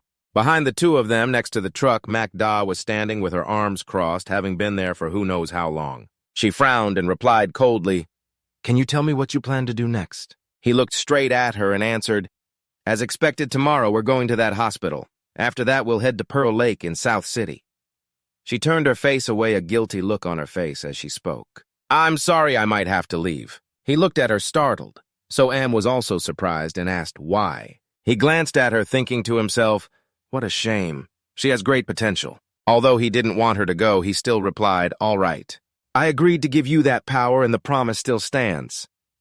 The girl with one hand in her pocket held out the other and looked at him confidently, saying, "Don't worry, I'll be back soon. It's just that there are a few things I need to take care of. If things go smoothly, I'll find you at Pearl Lake then." She offered him a few bullets. "Take these, you might need them." He took them with a small smile. "To be honest, even if you hadn't offered them, I would have come looking for you to ask for them." That night, the surroundings were silent, with only their voices breaking the quiet. All right. Hurry up and go to sleep. Get some proper rest. Tomorrow is going to be another busy day." So Am still cried out, "Huh, but I still can't sleep." MacDa replied, "Good night." The next morning, the three girls each held a vial of medicine, looking at one another with fear and breaking out in a sweat. Then, without hesitation, they drank it all in one go first, so Am, then Tu-An. The vials fell to the ground and shattered. All three girls trembled and collapsed to the ground. They gritted their teeth, enduring the bone-deep pain. Deep Trung Min stood with his arms crossed, watching the three girls, and said, "I'm heading to the hospital we were at before. You all just stay here and rest for a bit. If So-Am and Tu-An are feeling all right later, they can try hunting some zombies nearby. Remember not to fight too many zombies. If you see white crystal zombies or mutated creatures, run immediately." He looked at the two girls in pain on the ground and asked, "Got it." With that, he left with the dog. Summer watched him leave, trying to call out, "Be careful." He replied with a soft "yeah," and after a while, he finally reached the hospital. Looking at the towering hospital in front of him, he smiled smugly, thinking as expected, it is still here. I remember now. He looked at the beast in the hospital and recalled a story he had heard in his past life about the people of this city. They had discovered 3 guardian beasts at a certain hospital. They killed many teams of survivors nearby. Their strength was immense. He looked at its 3 giant eggs. Later, a 6-star expert from the military took action and dealt with these 3 beasts. He obtained a map and one of the beast's eggs. He recalled that map, thinking I heard that map was a blueprint for a blade-type weapon because not long after that expert's army, quite a few people started equipping an outstanding silver-grade battle blade. He frowned, sweating, and clenched his teeth in excitement, thinking this time the map and that egg will all be mine. He looked down at the corpses on the ground, feeling that he had already wiped out all the nearby zombies. There definitely will not be any unexpected situations. He took out the gun in his hand, checked the bullets, and thought, next I just need to make the final preparations. He thought back to the last time he used a bow and arrow to shoot the crocodile ape. The last time he encountered it, he was completely unprepared. Moreover, the power of the bow and arrow was too low. Thinking this, he raised the gun to inspect it. This gun is not bad, but it only reaches the gray grade level. Its power does not exceed the scope of a weapon. Normal on Earth. He took out a few bullets and the claws of an animal, thinking I can only try to do something with these bullets. The claws I got from killing the skink last time finally have a use. With that, he quickly performed the enchantment. Instantly, the bullet and the claws merged, creating a super bullet. He looked at them and smiled in relief.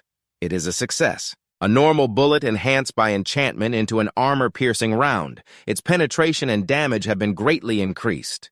With everything prepared, he was ready to act. Ye Zhongping bent down, patted the dog's head, and instructed you wait here for me. If other people or zombies show up later, let me know. The dog understood and barked once in agreement. With that settled, he vaulted over the wall into the hospital.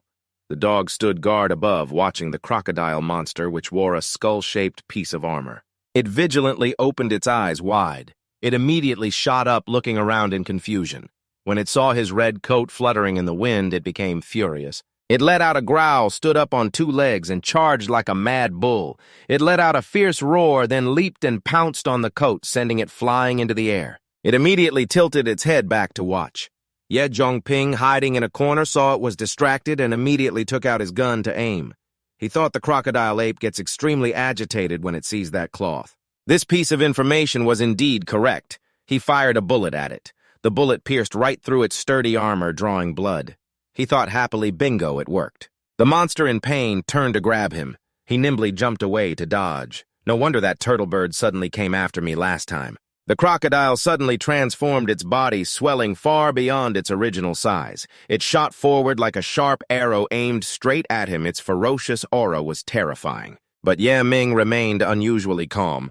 He quickly drew his knife, gritted his teeth, and stabbed relentlessly. Suddenly, its giant tail whipped through the air, aiming straight for his face. He glanced aside as an idea flashed in his mind. Perhaps this was his chance. He leaped up, his whole body landing neatly on the monster's tail. It widened its eyes in utter shock at the unexpected move. Unexpectedly, he skillfully used its own tail as a brace. Stabbing the knife straight at its face, the monster didn't have time to dodge, and its mouth gaped wide open. He seized the opportunity and plunged the knife into its tongue. Timing it perfectly, he swung a fatal blow, the blade sinking deep to the hilt in the soft flesh. He smirked triumphantly and drew his gun, one hand still holding the knife, while the other aimed straight at its throat. "Goodbye!" The gunshot rang out, and in the blink of an eye he leaped off its body, laughing heartily in triumph. The crocodile had been completely taken down by him as he put on his jacket. He glanced over at the 3 giant eggs in the distance, and amidst them a map glowed with a brilliant golden light. He picked it up and shouted joyfully, found it. The map clearly detailed each stage: wind moon dance, sand dance, and battlefield under the moon. After reading the paper, he muttered, so the final stage is actually a rare purple grade. It even comes with 2 skills, 1 passive and 1 active for 5 years since the apocalypse began. The price of attack skills only skyrocketed without ever dropping 5 years later, even though it sometimes cooled down. They were still among the most luxurious items in any trade. He remembered the rare gold-hilted saber, a weapon that already came with a top-tier skill. That purple-grade saber also possessed 2 skills. Its true value was practically limitless at the epic tier. He clenched the paper in his hand and sighed in anguish, but the cost of the necessary materials would probably be up to 1,000 magic crystals. Grade 5 crystals at my current stage, I definitely can't afford that.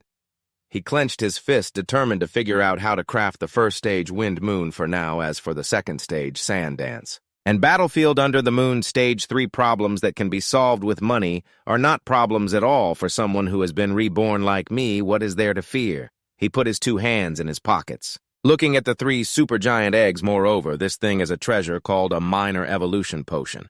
If a person eats it, they can greatly strengthen their physique. If a pet consumes it, it can even trigger evolution. Thinking this, he cupped his 2 hands around his mouth and called out loudly, "Silly pup, come and eat." Hearing the word eat, the dog barked loudly. Right after that, 1 man and 1 dog sat next to each other, cracking open an egg and eating it greedily. Ye Zhongming mumbled as he chewed. This evolution potion really lives up to its name. My stamina and mental strength are about to fully recover. Furthermore, he looked at his hand, his whole body brimming with vitality, and continued, I can clearly feel that my physical strength has doubled compared to before I used the evolution potion. 1 star. He looked at the dog and said, "Silly pup, lift your head and let me see." The dog, who was eating heartily, obediently lifted its head. He smiled amusedly, looking at it, and said, "What's your innate skill? Show it to me." Hearing that the dog began to perform, all the fur on its body stood on end, and it shot out a series of sharp quills looking just like a porcupine. He glanced at the sharp hairs stuck firmly into the wall. "So powerful," he remarked on this silly pup's innate skill. "So it's a fur-based attack called fine metal strands." But when he turned to look at the dog, its entire body was now completely bald. "It shoots just a little bit and runs out of fur completely." He was speechless, looking at it, not knowing what to say. He could only pat its head to comfort it. "Well, this is good. I don't have to brush your fur anymore. Besides, you're still as ugly as ever, but the power isn't bad," saying that he waved his hand and left. "You can eat the rest. But don't touch the other 2 eggs." The dog barked obediently. Once inside the hospital, Ye Zhongming walked out with his knife. He touched the car door and muttered, "This can't be delayed. First, I'll craft the Wind Moon." He closed his eyes. Flashes of magical light appeared. The craftsman skill activated, and his power began to surge.